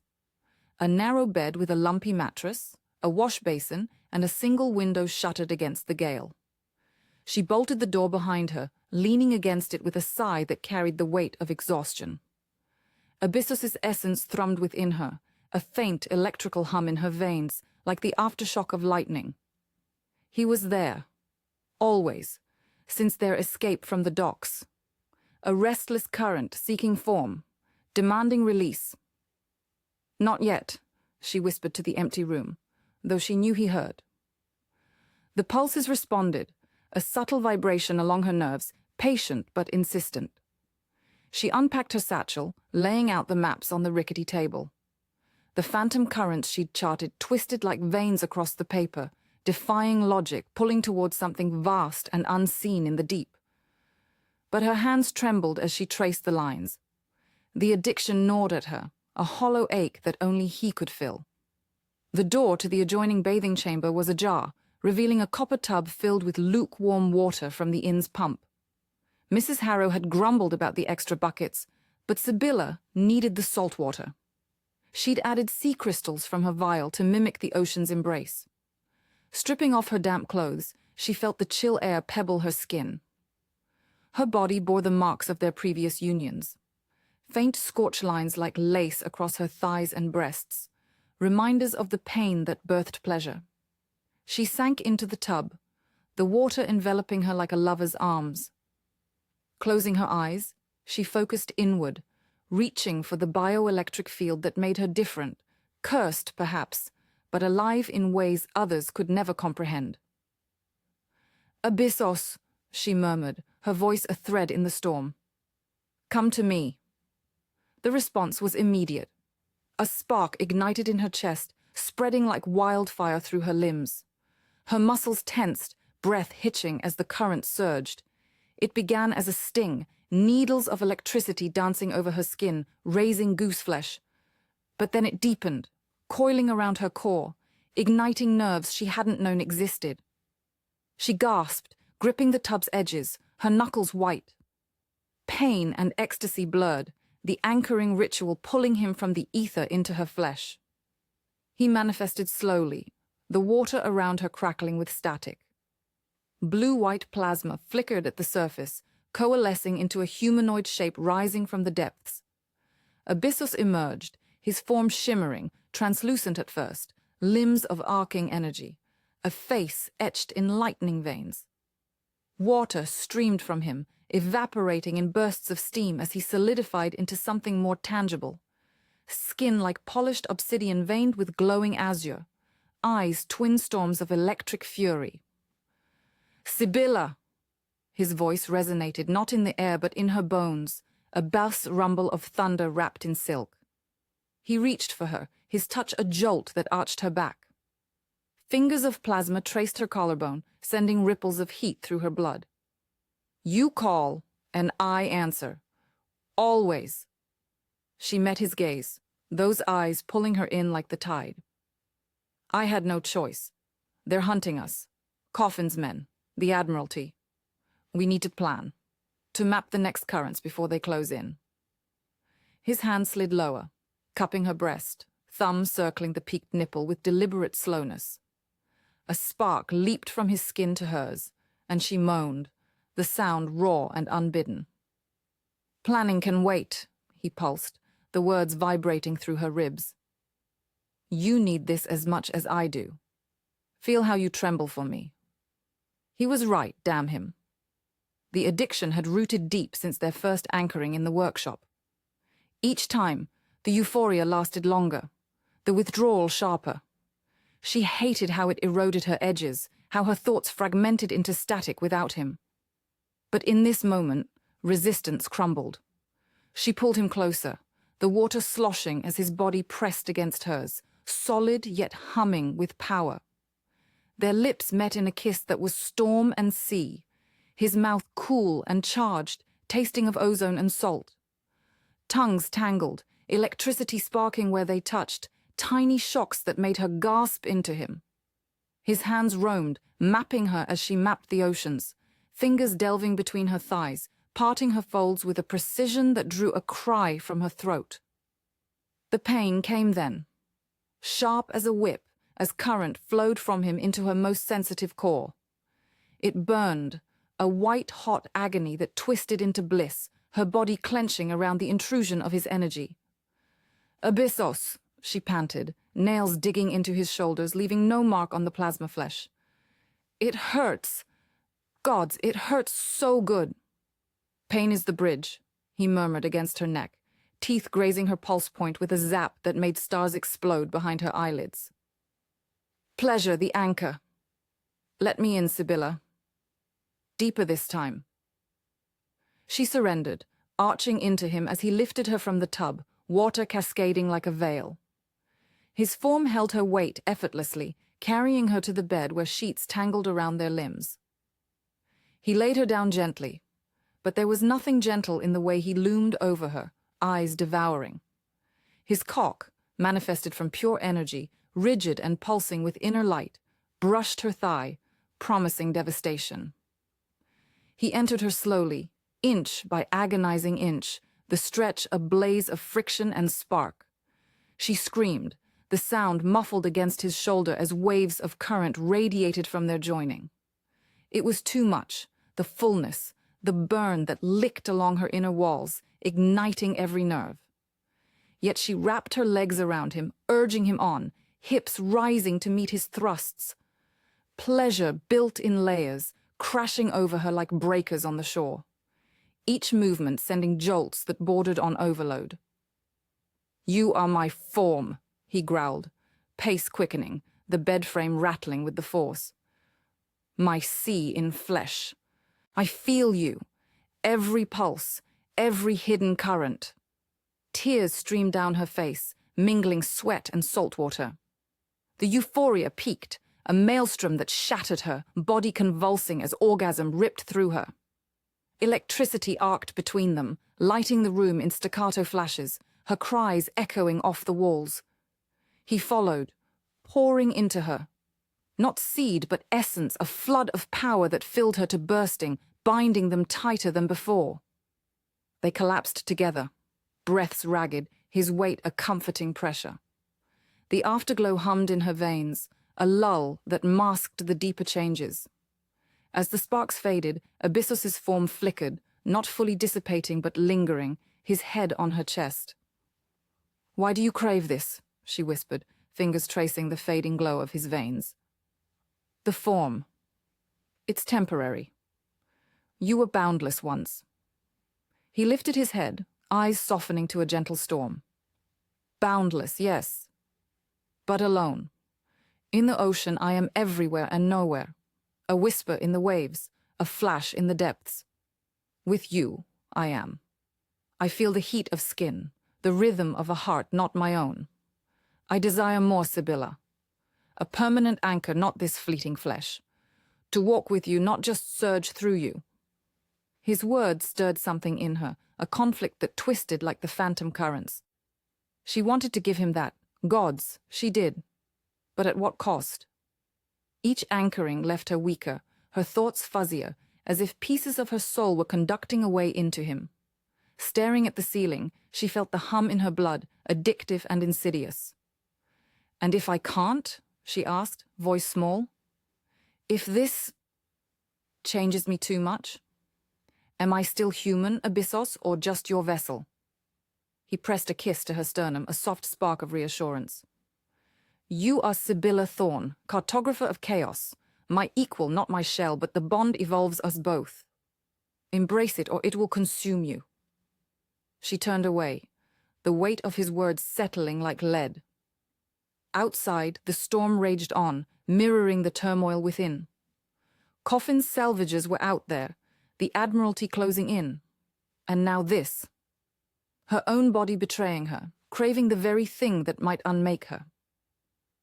The night deepened, their bodies entwined in sated silence.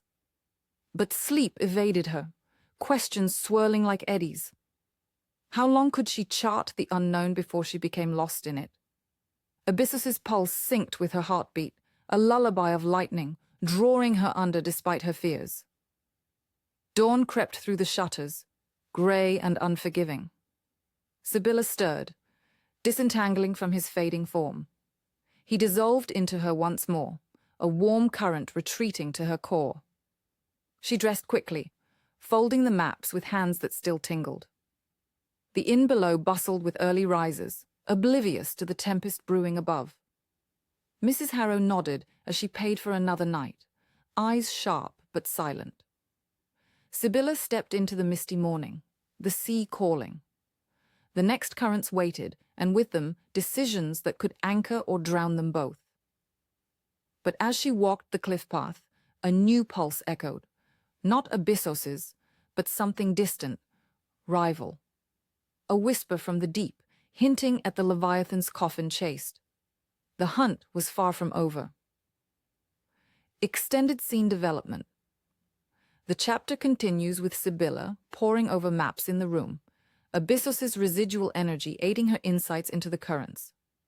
She experiences a flashback to her father's disappearance, tying her personal stakes to the oceanic mysteries. Tension builds with a knock at the door. A local fisherman warning of strange ships on the horizon, forcing her to consider moving on. The intimate connection lingers, heightening her sensory awareness of the world, blending human and elemental perception. Abyssos communicates fragmented visions of the abyssal cathedral, planting seeds for future quests.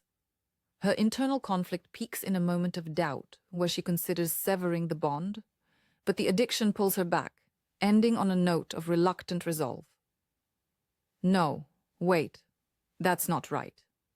I must write the full content without notes. Let me expand properly. After their union, Sibylla lay there, the sheets damp and smelling of ozone. Her body ached in the best and worst ways, muscles quivering from the overload. Abyssos's form held, for now, his plasma skin cooling to a tolerable warmth against hers. She traced the patterns on his chest, where lightning forked like veins. "Tell me about the form you desire," she said softly, needing to understand, to reclaim some control. He shifted, propping himself on an elbow, his gaze intense. "Imagine it. Flesh that endures beyond the ritual. Not this ephemeral shell born of your will alone. A body drawn from the sea's memory, sustained by our covenant. I would hold you without fading, explore the world as you do, with steps on solid ground." The image stirred her. A partner, not a possession. But doubt crept in. "And what of me? Each time I feel less. My thoughts scatter like sparks. Yesterday, in the escape, I forgot the way to the docks for a moment. What if I lose myself entirely? Become just a conduit for you? His hand cupped her face, thumb brushing her lip with a gentle zap.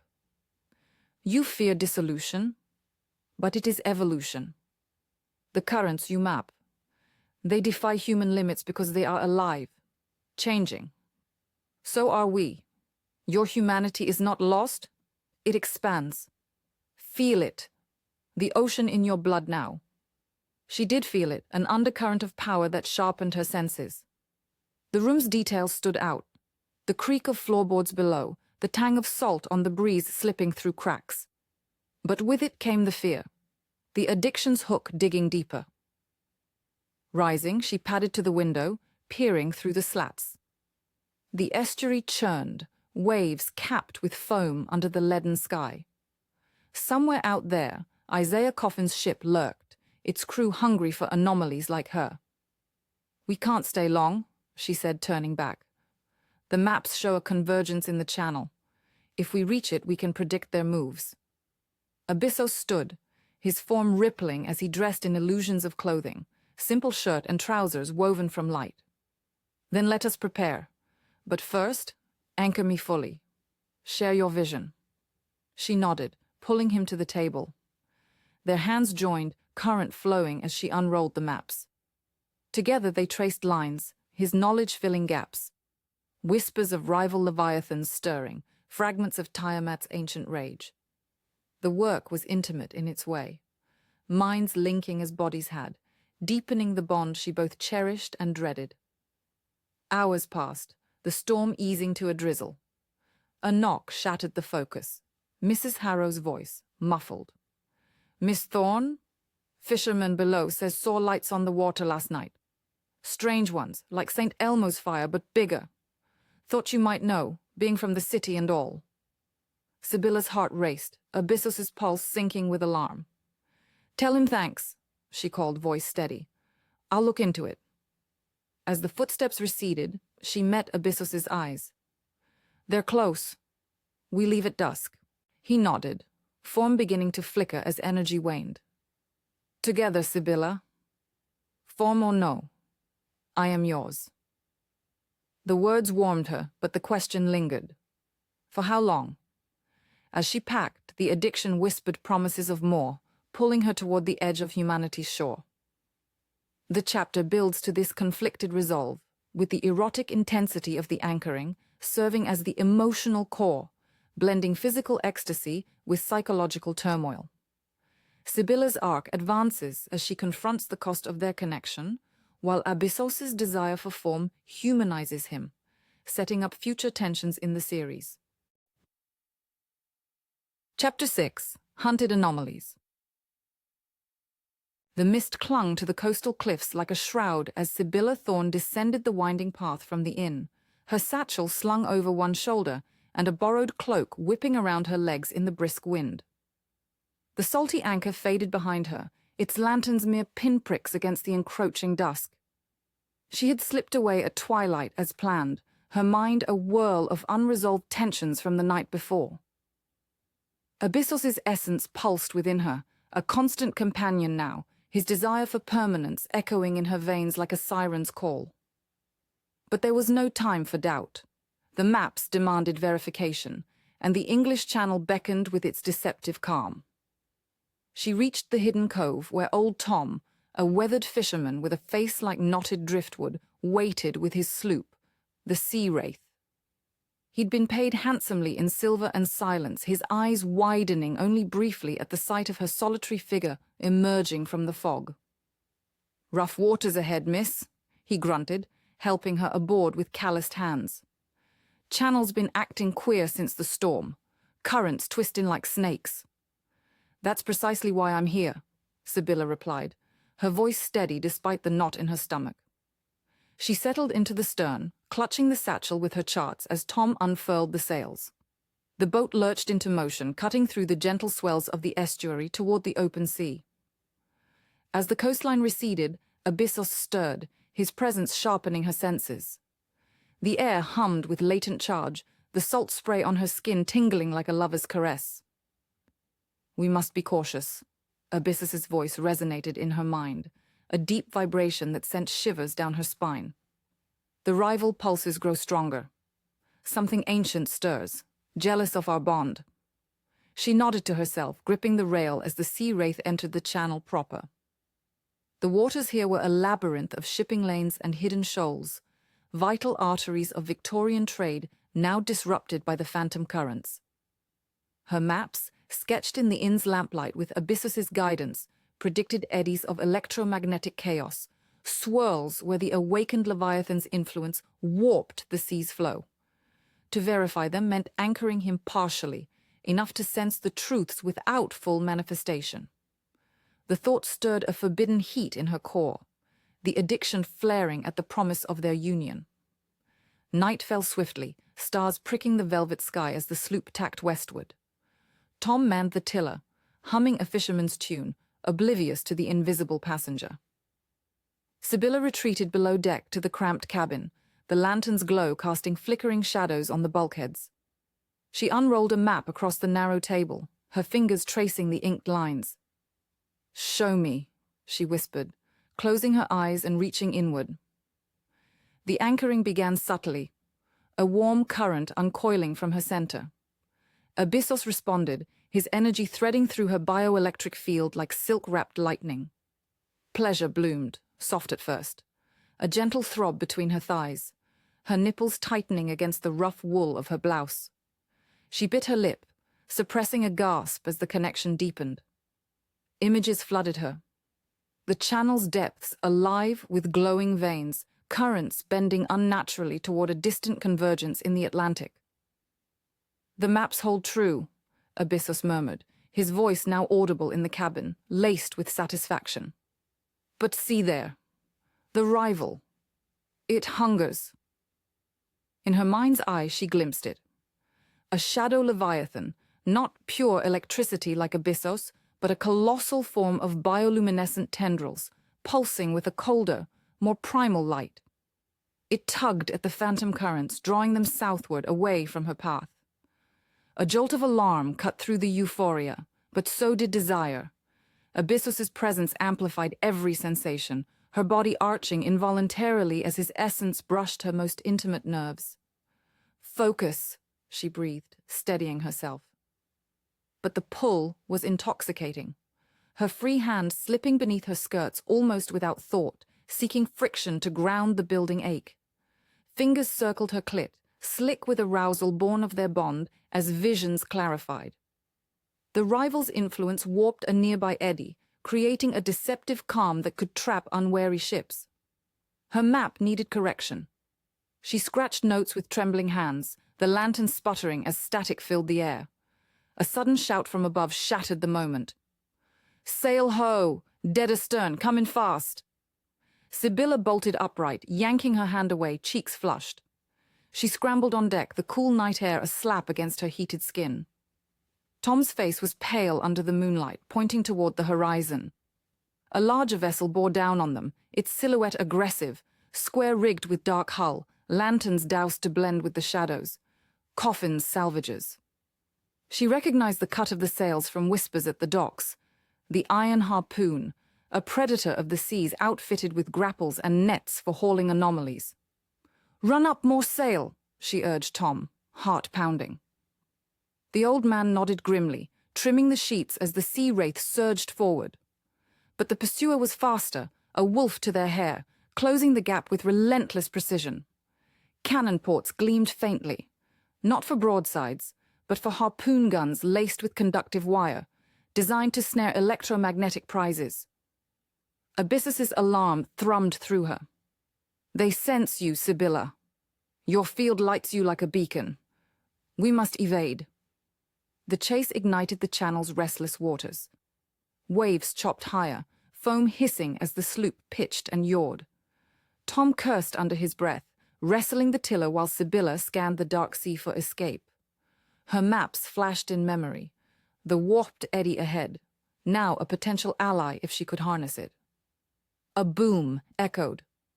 The first harpoon launched, trailing a glowing cable that arced through the night. It struck the water mere yards off their starboard bow, sending up a spray that crackled with induced current. Sibylla felt the jolt in her bones, Abyssos recoiling within her. "Closer!" a voice bellowed from the iron harpoon, carried on the wind.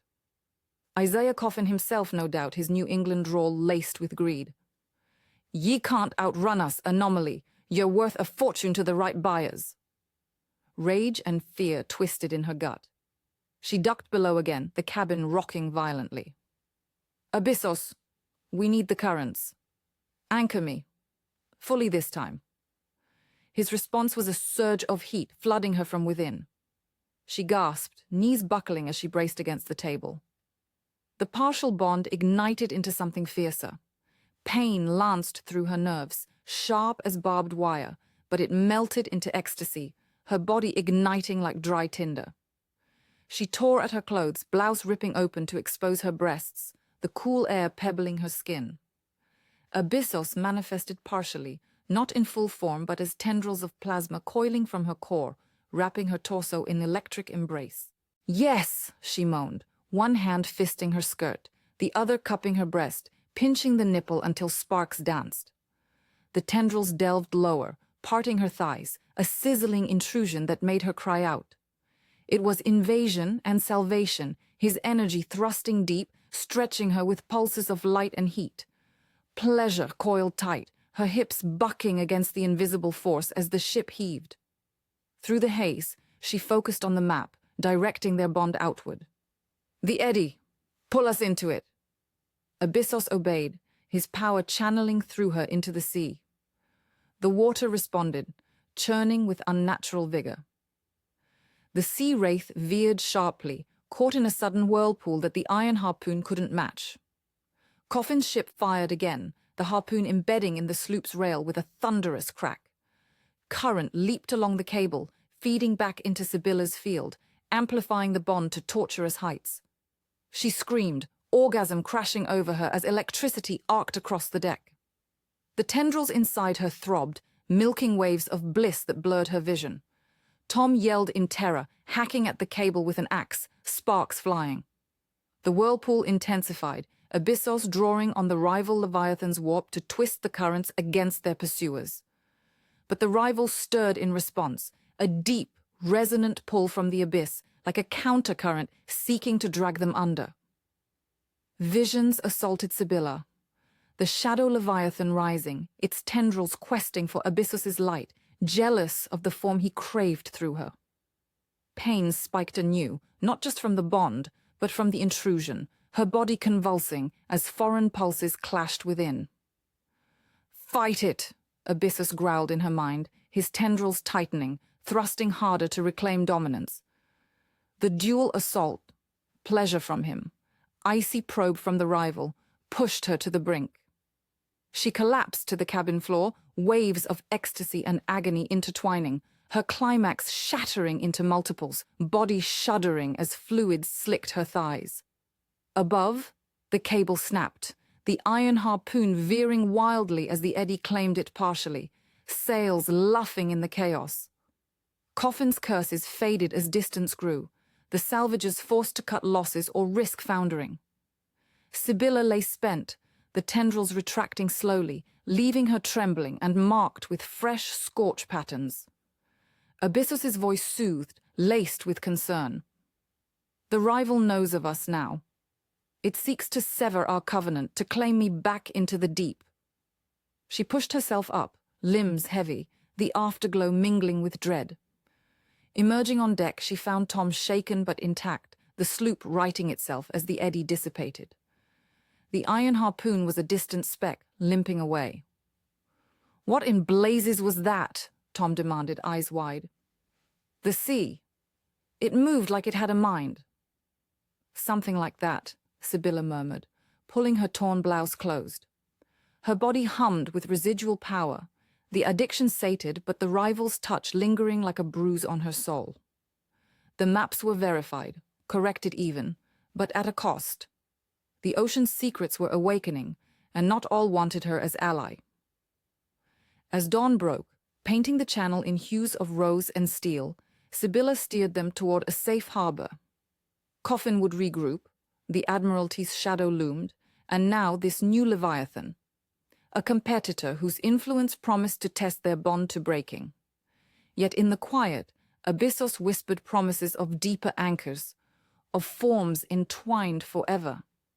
The adventure had only begun, dangerous and intoxicating as the sea itself.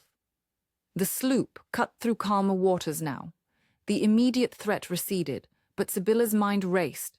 She leaned against the mast, the wood warm from the sun's first rays, and let Abyssos's essence flow gently, a comforting pulse rather than the storm of before. The verification had succeeded. Her maps now accurately depicted the convergence point, a nexus where phantom currents funneled toward the open Atlantic. But the rival's intrusion had revealed fractures. Abyssos's energy flickered uncertainly within her, as if the shadow Leviathan had siphoned a sliver of him. "It was Tiamat's echo," Abyssos confided, his voice a low rumble in her chest. "The cosmic mother, fragmented but stirring. She birthed us all, yet resents the forms we seek apart from her. Through you, I defy her solitude." The revelation chilled her, tying back to the fragmented memories he'd shared in the inn. Her father had vanished chasing such myths, lost to the deep's embrace. Was this the same force? She pushed the thought aside as Tom called for her assistance with the lines. The old fisherman had proven steadfast, but she couldn't risk him further. "Drop me at the next port," she told him as they neared Dover's white cliffs. "You've earned your coin and more." He grunted, wiping sweat from his brow. "Aye, and I'll not speak a word. But mark me, miss. That ship'll be back, and worse. The Channel's no place for lone women with storm eyes." She smiled faintly, her eyes indeed sparking with residual charge. As the sea wraith docked, she pressed extra silver into his palm and disembarked, blending into the bustling harbor. Gulls wheeled overhead, the air thick with fish and tar, but beneath it all, the sea whispered warnings. Slipping into a nondescript tavern, Sibylla secured a room and locked the door. Exhaustion pulled at her, but so did need. The bond demanded reaffirmation after the rival's meddling. She stripped slowly, tracing the new marks. Angry red welts across her abdomen where the tendrils had gripped, fading to glowing blue lines that pulsed with her heartbeat. "Come to me properly," she invited, sinking onto the straw mattress. Abyssos surged forth, this time in fuller form, his obsidian body materializing beside her, eyes stormy with urgency. He pulled her into his lap, lips crashing against hers in a kiss that tasted of salt and fury. "You were magnificent," he praised, hands roaming her curves, sparks leaping where skin met skin. His fingers delved between her legs, finding her still slick, circling with electric precision that made her whimper. The rival... It hurt, she confessed, grinding against his touch, the friction building anew. "I will shield you," he vowed, entering her with a thrust that arched her spine. The joining was fierce, reclaiming, each movement a declaration against the deep's jealousy. Pain edged the pleasure, but it fueled her, hips meeting his in a rhythm that shook the bed. Orgasms built and broke like waves, his essence flooding her, mending the fractures. In the haze of release, Abyssos held her close. Our covenant strengthens, but the hunt escalates, human and ancient alike. We must seek the convergence before they converge on us. Sibylla nodded, spent and resolved, the erotic fire banked but ready to ignite. The English Channel stretched beyond the window, a gateway to perils untold. Hunted anomalies they might be, but together they were lightning in the storm, uncontainable, unbreakable. Chapter 7. The Mentor's Warning. The carriage rattled over the uneven cobbles of Whitby's winding streets, the salt-laced wind whipping through the open window like a siren's call. Sibylla Thorn clutched the edge of her seat, her gloved fingers tingling with residual static, the echo of Abyssos's presence lingering in her veins. It had been 3 days since their escape from the English Channel, 3 days of hiding in fog-shrouded coves, her body a reluctant vessel for his crackling essence. The bond hummed now, a low vibration in her bones, urging her northward to this forsaken asylum. Dr. Euphemia Blackwater's telegram had been terse. Come at once. The currents shift against you. Sibylla's dark hair, pinned loosely beneath her wide-brimmed hat, escaped in wild tendrils, mirroring the chaos within her. She had charted unnavigable seas, mapped the invisible veins of the ocean. But this pull toward an unknown mentor in a place whispered to house the storm-touched, felt like surrendering to the very phantom currents she sought to tame. The asylum loomed ahead, its Gothic spires piercing the stormy sky like lightning rods, the stone facade scarred by years of North Sea gales. Once a whaling station, now it served as a repository for those the world deemed mad. Sensitives whose nerves danced with the ether, their bodies conduits for forces beyond comprehension. She stepped down from the carriage, her boots sinking into the muddied path leading to the iron gates. A guard, his uniform crackling faintly with insulated fabric, eyed her warily. "Miss Thorn, Dr. Blackwater awaits in the solarium."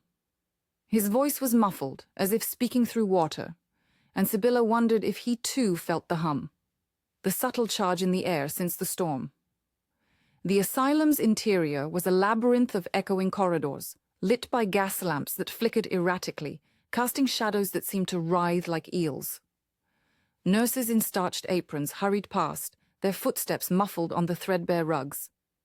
Sibylla's skin prickled. The building thrummed with suppressed energy, a chorus of faint buzzes and whispers from cells where the afflicted were contained. She passed a door marked Conductivity Ward, and through the grated window glimpsed a woman strapped to a chair, her body arching as sparks danced along copper wires attached to her temples. Sibylla quickened her pace, her heart pounding in rhythm with the pulse in her blood. The solarium was a glass-domed sanctuary at the asylum's heart, its walls overgrown with ivy that snaked across the panes like veins. Sunlight filtered through in hazy shafts, illuminating a figure seated by a wrought iron table laden with brass instruments and jars of seawater. Dr. Euphemia Blackwater rose as Sibylla entered, her silver-streaked hair pulled into a severe bun, spectacles perched on a sharp nose. She was older than Sibylla had imagined, perhaps in her late 50s, with the wiry build of one who had wrestled storms and won.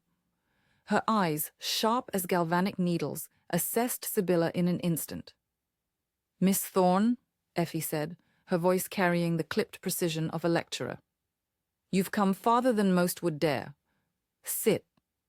The air here is charged enough without your tension adding to it." Sibylla obeyed, lowering herself into a cane chair that creaked under her weight. The room smelled of ozone and brine, a scent that stirred Abyssos within her, his essence coiling tighter like a serpent sensing prey.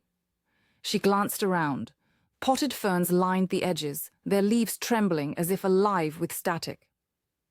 "You know of me," Sibylla said, her tone guarded. "How?" Effie smiled faintly, a curve that didn't reach her eyes. "The currents whisper, my dear. And I listen. Your father's charts, those vanishing whalers he mapped, caught my attention years ago. When the storm hit and reports of a woman cartographer dancing with lightning flooded my desk, it wasn't hard to connect the threads." She poured steaming tea from a samovar into delicate porcelain cups, the liquid hissing as it met the metal. "But let's not dance around it. You've bound yourself to one of them. Abyssos, isn't it?" Sibylla's breath caught, her fingers tightening around the cup's handle until it warmed her palms. "How—" "The bond leaves a signature," Effie interrupted, settling back with her own tea. "Like a telegraph wire humming after a message. I've studied them since the Carrington event. That solar tempest of '59. It wasn't just auroras and fried wires. It ripped open the veil between our world and the deep places.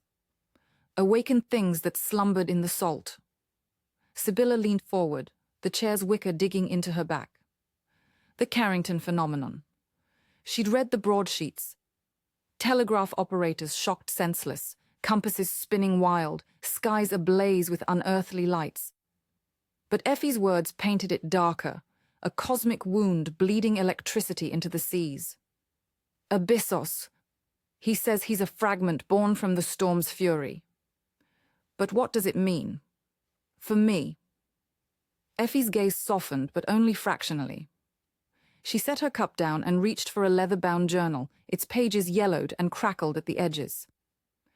The Carrington event was no mere solar flare. It was a resonance. A harmonic scream from the sun that echoed through the magnetosphere and into the ocean's conductive depths. Think of the Atlantic as a vast battery, charged by the Earth's core and the heavens above. The storm supercharged it, birthing micro-leviathans like your Abyssos, sentient plasma, alive in the brine, seeking anchors to manifest. She flipped open the journal, revealing sketches of swirling currents and humanoid figures wreathed in lightning. They are echoes of older things, Tiamat's children, if the myths hold truth. Primordial chaos given form by our meddling skies. Sibylla's mind reeled, the pieces slotting into the puzzle of her nights with Abyssos. His pulses in her blood, the way pleasure arched her back like a live wire, pain grounding him into fleeting flesh. He's more than that, she murmured, defensive. He shares memories, vast, oceanic ones. But the bond, it's consuming me. Each anchoring leaves me weaker, yet I crave it. Effie nodded, her expression turning grave. That's the danger, Sibylla. You're a rare conductor. Your bioelectric field resonates with his frequency. But the Admiralty knows. Admiral Flint's electric division has been sniffing about anomalies since the salvagers started vanishing. Isaiah Coffin was just the crude edge. Flint wants precision. Weaponize the Leviathans, turn sensitives like you into living batteries for their ironclad fleets. She tapped the journal. They've already sectioned a girl in the West Wing who anchored a lesser entity, strapped her to a dynamo until her heart gave out. They'll come for you, mark my words. Offer protection, then chains. A chill slithered down Sibylla's spine, colder than the asylum's drafts. She thought of Coffin's leering crew, their harpoons glinting with copper tips, and Flint's shadow loomed larger, a one-armed spectre with ambitions to cage the sea itself. What can I do? Her voice cracked, the hum in her veins surging in response, Abyssos stirring like a storm cloud. Effie rose, crossing to a cabinet lined with vials of glowing seawater and coiled wires. She selected a small, ornate galvanometer, its needle quivering even at rest. Control the bond. Don't let it control you. The key is ritual. Deliberate, measured anchoring. Pleasure and pain are your levers, but they must be wielded with intent. She placed the device in Sibylla's hands. It buzzed warmly, sinking to her pulse. Feel that? Your field is already attuned. To stabilize, you must learn to modulate. Too much euphoria, and he floods you. Too much pain, and you burn out. Sibylla's cheeks flushed, memories flooding unbidden. The coastal inn, Abyssos's plasma form shimmering against her skin, his touches like forked lightning tracing her curves. The ecstasy had been blinding, her cries echoing as he coalesced, but the aftermath, numb limbs, visions of drowning depths, haunted her. It's not just physical, she admitted, her voice low. He whispers in my mind, pulls at my will.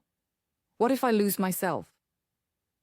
Effie's hand rested on her shoulder, firm yet compassionate. Many have.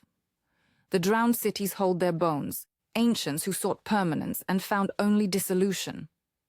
But you, your father's blood runs strong in you, cartographer's ink in your veins. You can chart this. She guided Sibylla to a basin of salt water, dipping her fingers in. The water crackled, tiny arcs leaping to her skin. Breathe with it. Inhale the charge. Exhale the excess. Anchor him not in desperation, but in harmony. They spent the afternoon in practice, Effie's voice a steady anchor amid the rising static. Sibylla submerged her hands, feeling Abyssos respond, a tentative pulse, curious rather than demanding. "He's listening," Effie murmured. "Tell him your terms." Sibylla closed her eyes, the water's cool embrace pulling her under. "Not consumption," she thought, pushing the words through the bond. "Partnership." A ripple answered, warm and electric, coiling around her heart without squeezing. As dusk fell, painting the solarium in bruised purples, Effie led her to a private chamber overlooking the cliffs. "One more warning," she said, locking the door. "The Admiralty's spies are everywhere, even here. If you seek permanence, a true merging, beyond temporary flesh, it will demand everything. Your humanity, perhaps. The abyssal cathedral off the Azores. That's where others have tried. Few return unchanged." Sibylla paced the room, the decision crystallizing like salt on her tongue. The bond thrummed, Abyssos' essence a constant tide, ebbing but never receding. Flint's chains, Coffin's greed, they were the immediate storms, but the deeper threat was isolation, adrift without him. "I have to," she said finally, meeting Effie's gaze. "A permanent anchor. Not for them, but for us. To map the chaos before it consumes the world." Effie sighed, a sound heavy with the weight of lost students. "Then go prepared. I'll give you what I can. Formulas for insulators, rituals to temper the surge." She scribbled notes on vellum, her pen scratching like sparks on flint. "But remember, Sibylla, love in the depths is a siren song. It drowns as often as it saves." Night deepened, the asylum's howls rising with the wind. Sibylla lay on the narrow cot, the bond alive with possibility. Abyssos pulsed softly, a lover's breath against her soul. For the first time, fear mingled with resolve, a cartographer's fire, ready to chart the unchartable. The following morning, as mist clung to the Yorkshire moors, Sibylla departed the asylum with Effie's parcel clutched to her chest. Vials of stabilizing salts, a copper amulet etched with warding sigils, and maps to the abyssal cathedral.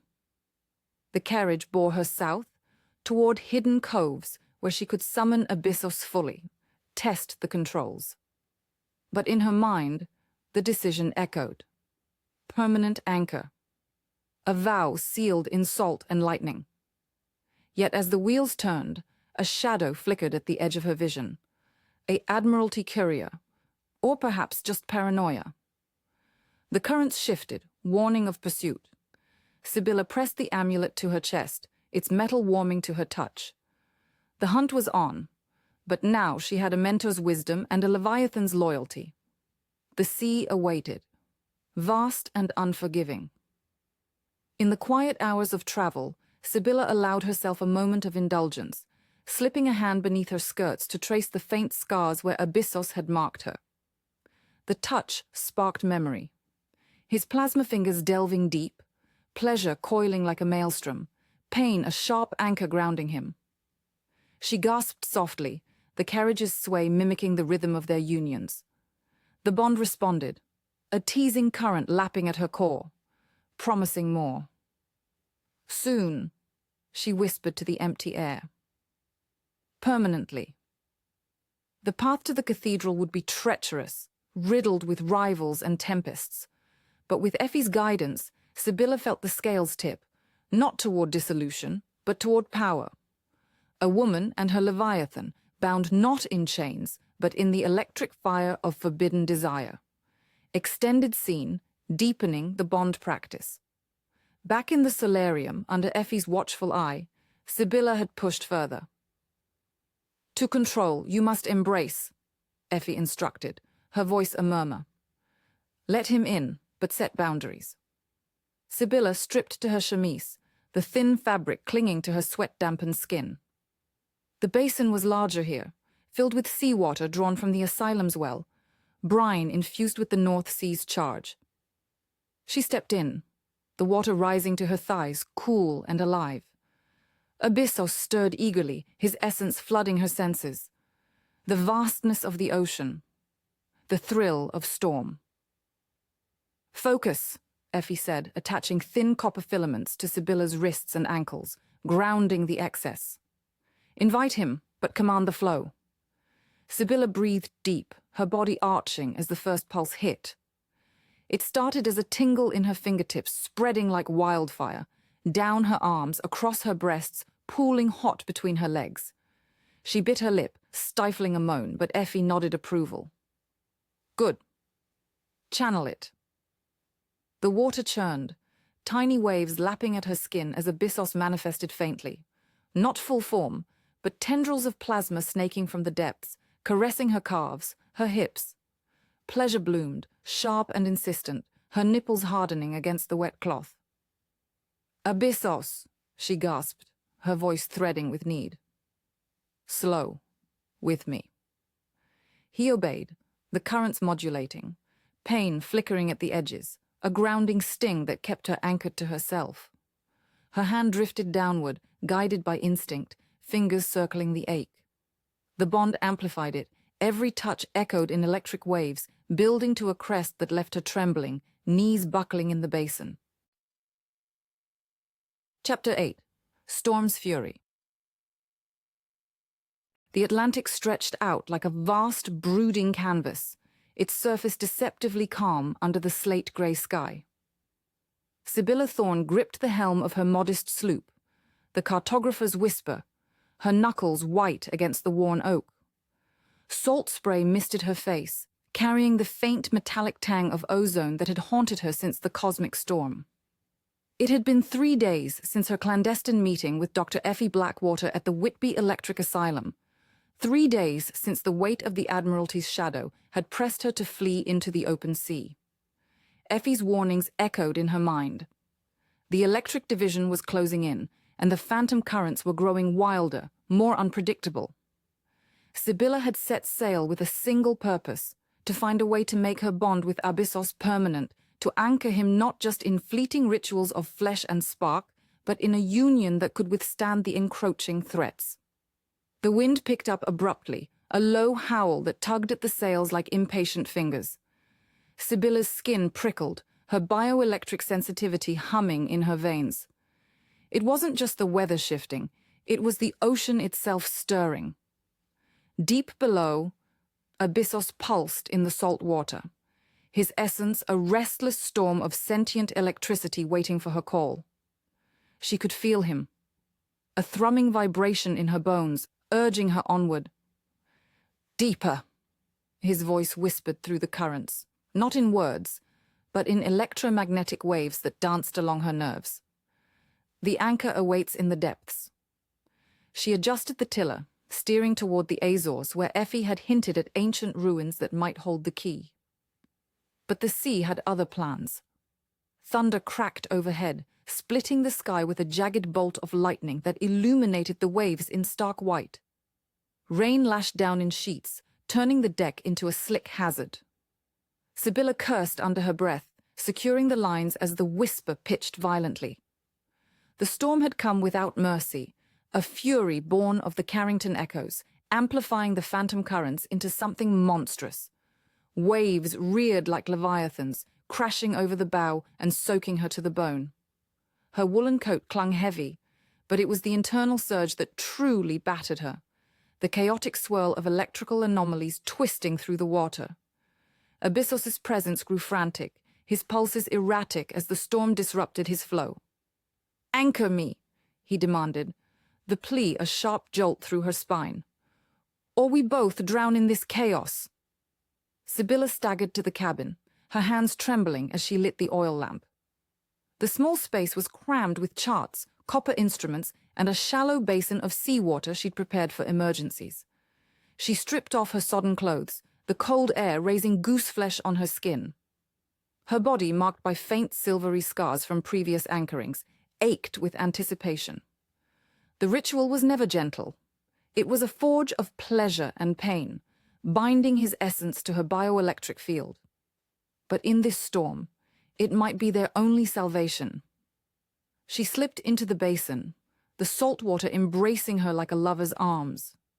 Closing her eyes, she reached out mentally, extending her sensitivity into the depths. Abyssos responded instantly, a torrent of energy surging toward her, It hit like lightning, arcing through the water and into her pores. She gasped, arching as the current invaded her, igniting every nerve. Pain first, searing, as if her veins were threads of copper overheating. Then, the pleasure. A euphoric wave that blurred the line between agony and ecstasy. His form coalesced above the basin, not fully solid, but a crackling humanoid silhouette of plasma, veins of blue lightning forking across translucent skin. Abyssos's eyes, glowing orbs of stormlight, fixed on her with hunger. "Sibylla," he murmured, his voice a low rumble of thunder in her mind. He extended a hand, fingers flickering like St. Elmo's fire, and traced her collarbone. The touch sent sparks dancing across her flesh, drawing a moan from her lips. "The storm. It's tearing at me," he confessed, his plasma form flickering as another wave rocked the boat. "Without you, I scatter." She nodded, pulling him closer, her hands gripping his ethereal shoulders. The anchoring deepened, their biofields intertwining. She felt his vastness, the endless ocean of his consciousness, funneling into her body. It was intimate, invasive. He filled her not just physically, but existentially, their heartbeats syncing in electric rhythm. Their lips met in a kiss that tasted of salt and ozone, his energy buzzing against her tongue. Pleasure built like a gathering squall, her body responding with a heat that combated the storm's chill. Abyssos's hands roamed, leaving trails of tingling fire on her breasts, her thighs. She wrapped her legs around his waist, guiding him into her, the union a conduit for his power. Pain lanced through her as his essence stretched her limits, but it melted into bliss. Waves of orgasm crashing in time with the thunder outside. "Together," she whispered, her voice hoarse. "We weather this." Empowered by their bond, Sibylla felt the currents bend to her will. She could sense the phantom flows now, not as chaos but as patterns she could navigate. Rising from the basin, water streaming from her naked form, she dressed hastily in oilskins and returned to the deck, Abyssos's presence a warm hum in her core. The storm raged on, lightning illuminating a dark shape on the horizon. A larger vessel cutting through the waves, its sails billowing like predatory wings. Salvagers. Isaiah Coffin's ship, the Greed's Grasp, no doubt tracking her electromagnetic signature. They'd been hounding her since the Channel, drawn by the anomalies she and Abyssos created. Coffin wanted her as a prize, a living conductor to harvest for profit. "They're closing," Abyssos warned, his voice vibrating through her chest. The Grasp fired a warning shot, the cannon's boom swallowed by the gale. Grappling hooks flew, embedding in the Whisper's rails. Boarders swung across, rain-slicked figures in oilskins, armed with harpoons and nets laced with insulating wires. Sibylla stood firm, channeling Abyssos's power. She raised her arms, and electricity arced from her fingertips, a whip of plasma that lashed out at the nearest intruder. The man screamed as the current seized him, convulsing before plummeting into the sea. "Stay back," she shouted, her voice amplified by the storm's roar. Coffin himself appeared at the railing, his face a scarred mask of greed, eyes gleaming with fanatic light. "Thorn, surrender the anomaly and I'll make it worth your while. The Admiralty pays top coin for freaks like you." "I'm no freak," she snarled, summoning a bolt that shattered a grappling line.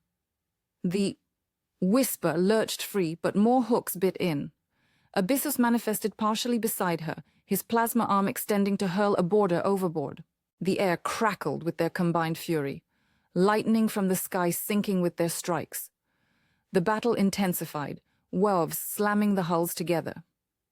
Sibylla dodged a harpoon, its tip grazing her arm, drawing blood that mixed with rainwater. Pain fueled her rage. She thrust her hand forward, unleashing a surge that fried the nets and sent sparks dancing across the Grasp's deck.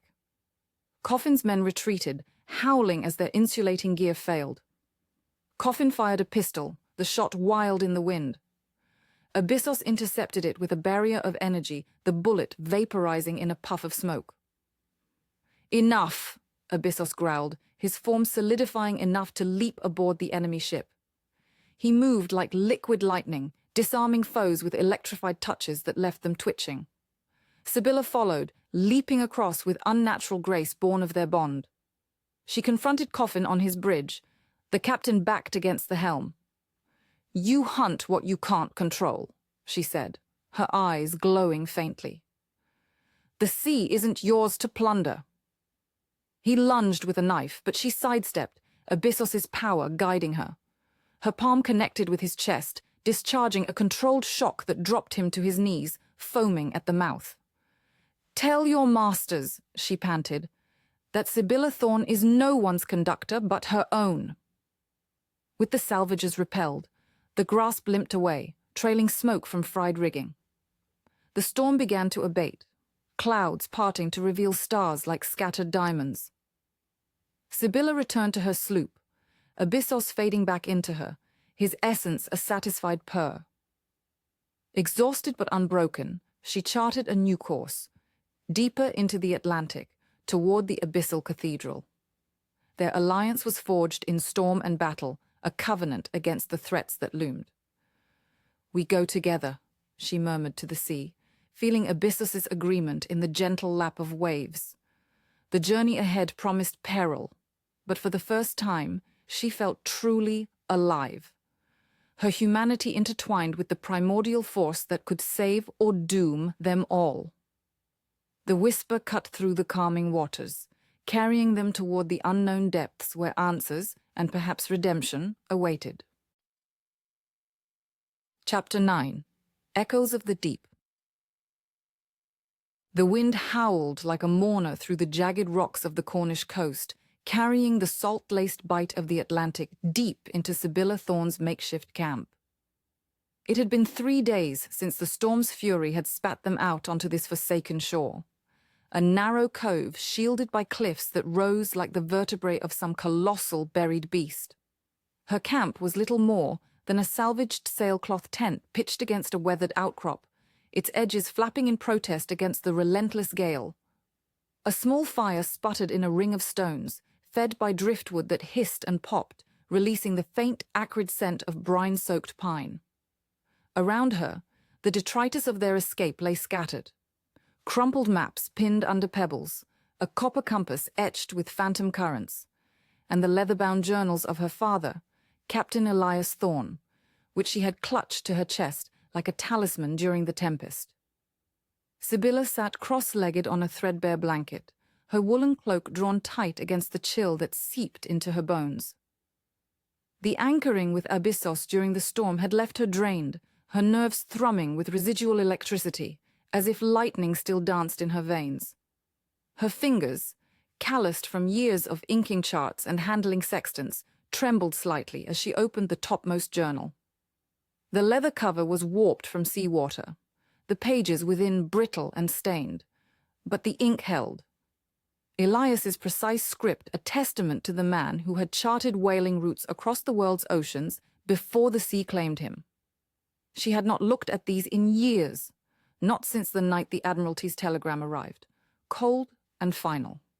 Captain Isaiah Thorn, presumed lost to the depths off the Azores. No survivors. It was 1847, 12 years past, and Sibylla had been 16, her world fracturing like ice under a harpoon strike. Her mother had withered away in the months that followed, leaving Sibylla alone in their cramped London flat, heir to a legacy of maps and unanswered questions. Now, with Abyssos's essence coiling faintly within her, like a lover's whisper against her skin, those questions clawed their way back to the surface. The firelight flickered across the page as she turned to an entry dated July 12, 1847. Elias's hand was steady, but there was an urgency in the loops of his letters, a haste that spoke of a man pursued by shadows. Winds fair today, but the sea sings. Not the usual roar of waves, but a hum, low and resonant, vibrating through the hull like the strings of a vast cello. The crew jests of mermaids, But I know better. Last night, in the doldrums south of the Azores, we struck no reef, yet the aurora danced on the water, ribbons of light coiling upward, as if the ocean breathed aurora borealis from its lungs. Instruments failed. The compass spun wild. One man, poor Jenkins, swore he heard voices in the static, calling from the deep. I feel it too, Sib, a pull, ancient and insatiable, as if the water remembers what we've forgotten. Sibylla's breath caught, her pulse quickening in sync with the distant crash of waves. The aurora, electromagnetic displays, harbingers of solar storms. She had dismissed it as her father's poetic fancy, the romanticism of a whaler who spent too long chasing leviathans. But now, after the Carrington event of 2 years past, after feeling Abyssos's crackling form surge through her own body, those words resonated like prophecy.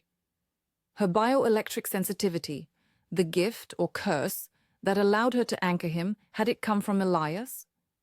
Had he touched something similar in those final voyages?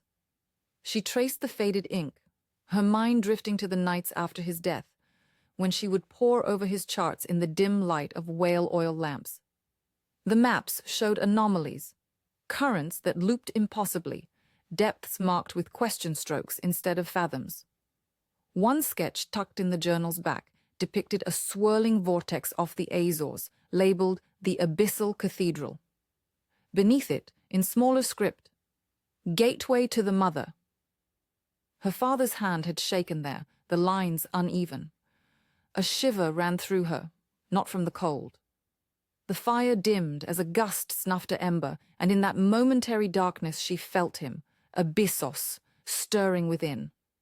Their bond was a conduit, always humming faintly when he was unanchored, his essence diffused into the salt water that lapped at the camp's edge. But tonight, with the sea restless and her thoughts tangled in grief, she craved his presence, the clarity his pulses brought to her chaos. "Abyssos," she whispered, her voice swallowed by the wind.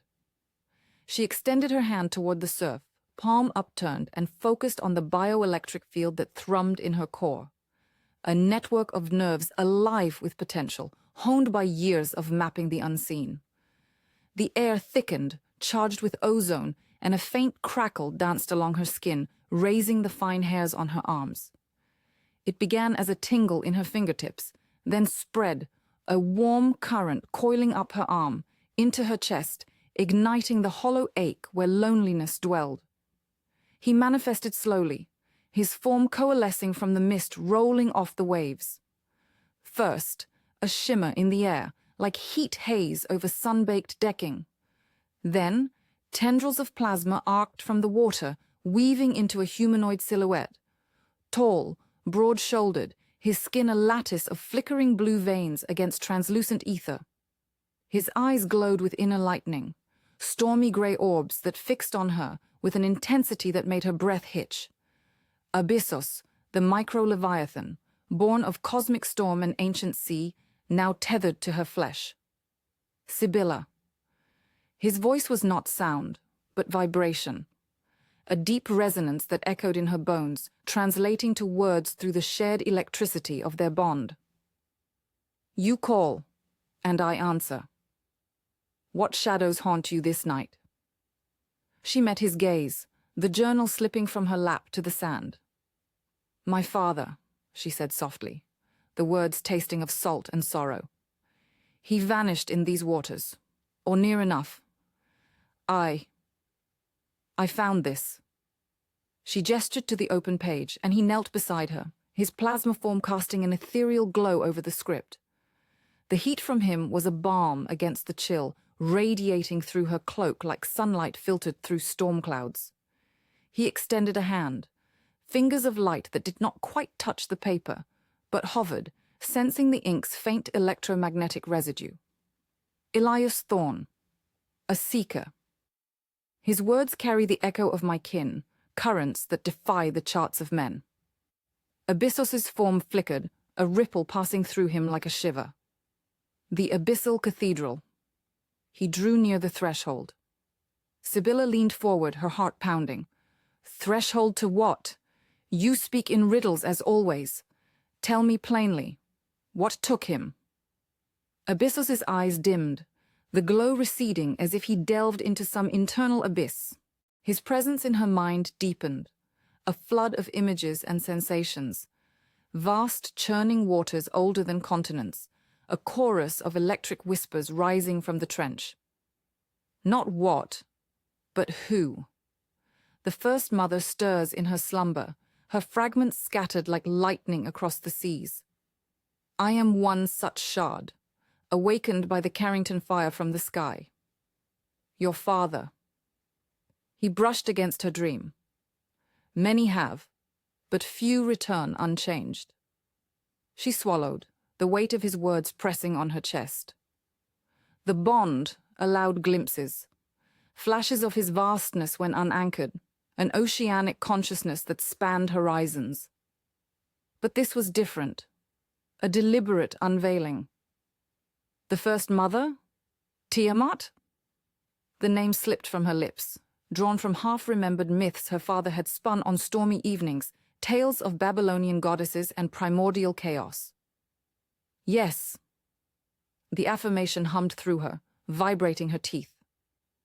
Tiamat, the salt sea incarnate, dismembered by the gods to birth the world. But she endures, her essence woven into every current, every storm. The cosmic tempest that birthed me was her sigh, a call to her lost children. Abyssos is but a whisper of her voice, seeking form through you, through the conductor who can bridge flesh and flux. Sibylla's mind reeled, the pieces slotting into place with a clarity that terrified her. Her father's anomalies, the aurora on the water, the pull he described. It was Tiamat's echo, reaching for those sensitive enough to hear. And she, with her bioelectric gift, was more than hearer. She was vessel. He went into that cathedral, she murmured, piecing it together, chasing whales, or glory, or whatever drove him. And she claimed him? Abyssos's form shifted closer, his plasma hand brushing her cheek, a spark that sent euphoria racing through her nerves, chasing away the grief's sharp edge. Claimed, or awakened. Some dissolve into her, becoming current once more. Others return, marked, though. Your sensitivity, Sibylla. It flows from him, a legacy of the deep. The touch lingered, igniting the familiar hunger. Their anchorings were rituals of necessity and desire, pleasure laced with pain as his essence flooded her body. Even now, unbidden, heat pooled low in her belly, her skin flushing under the cloak. She leaned into him, craving the surge that made her feel alive, boundless.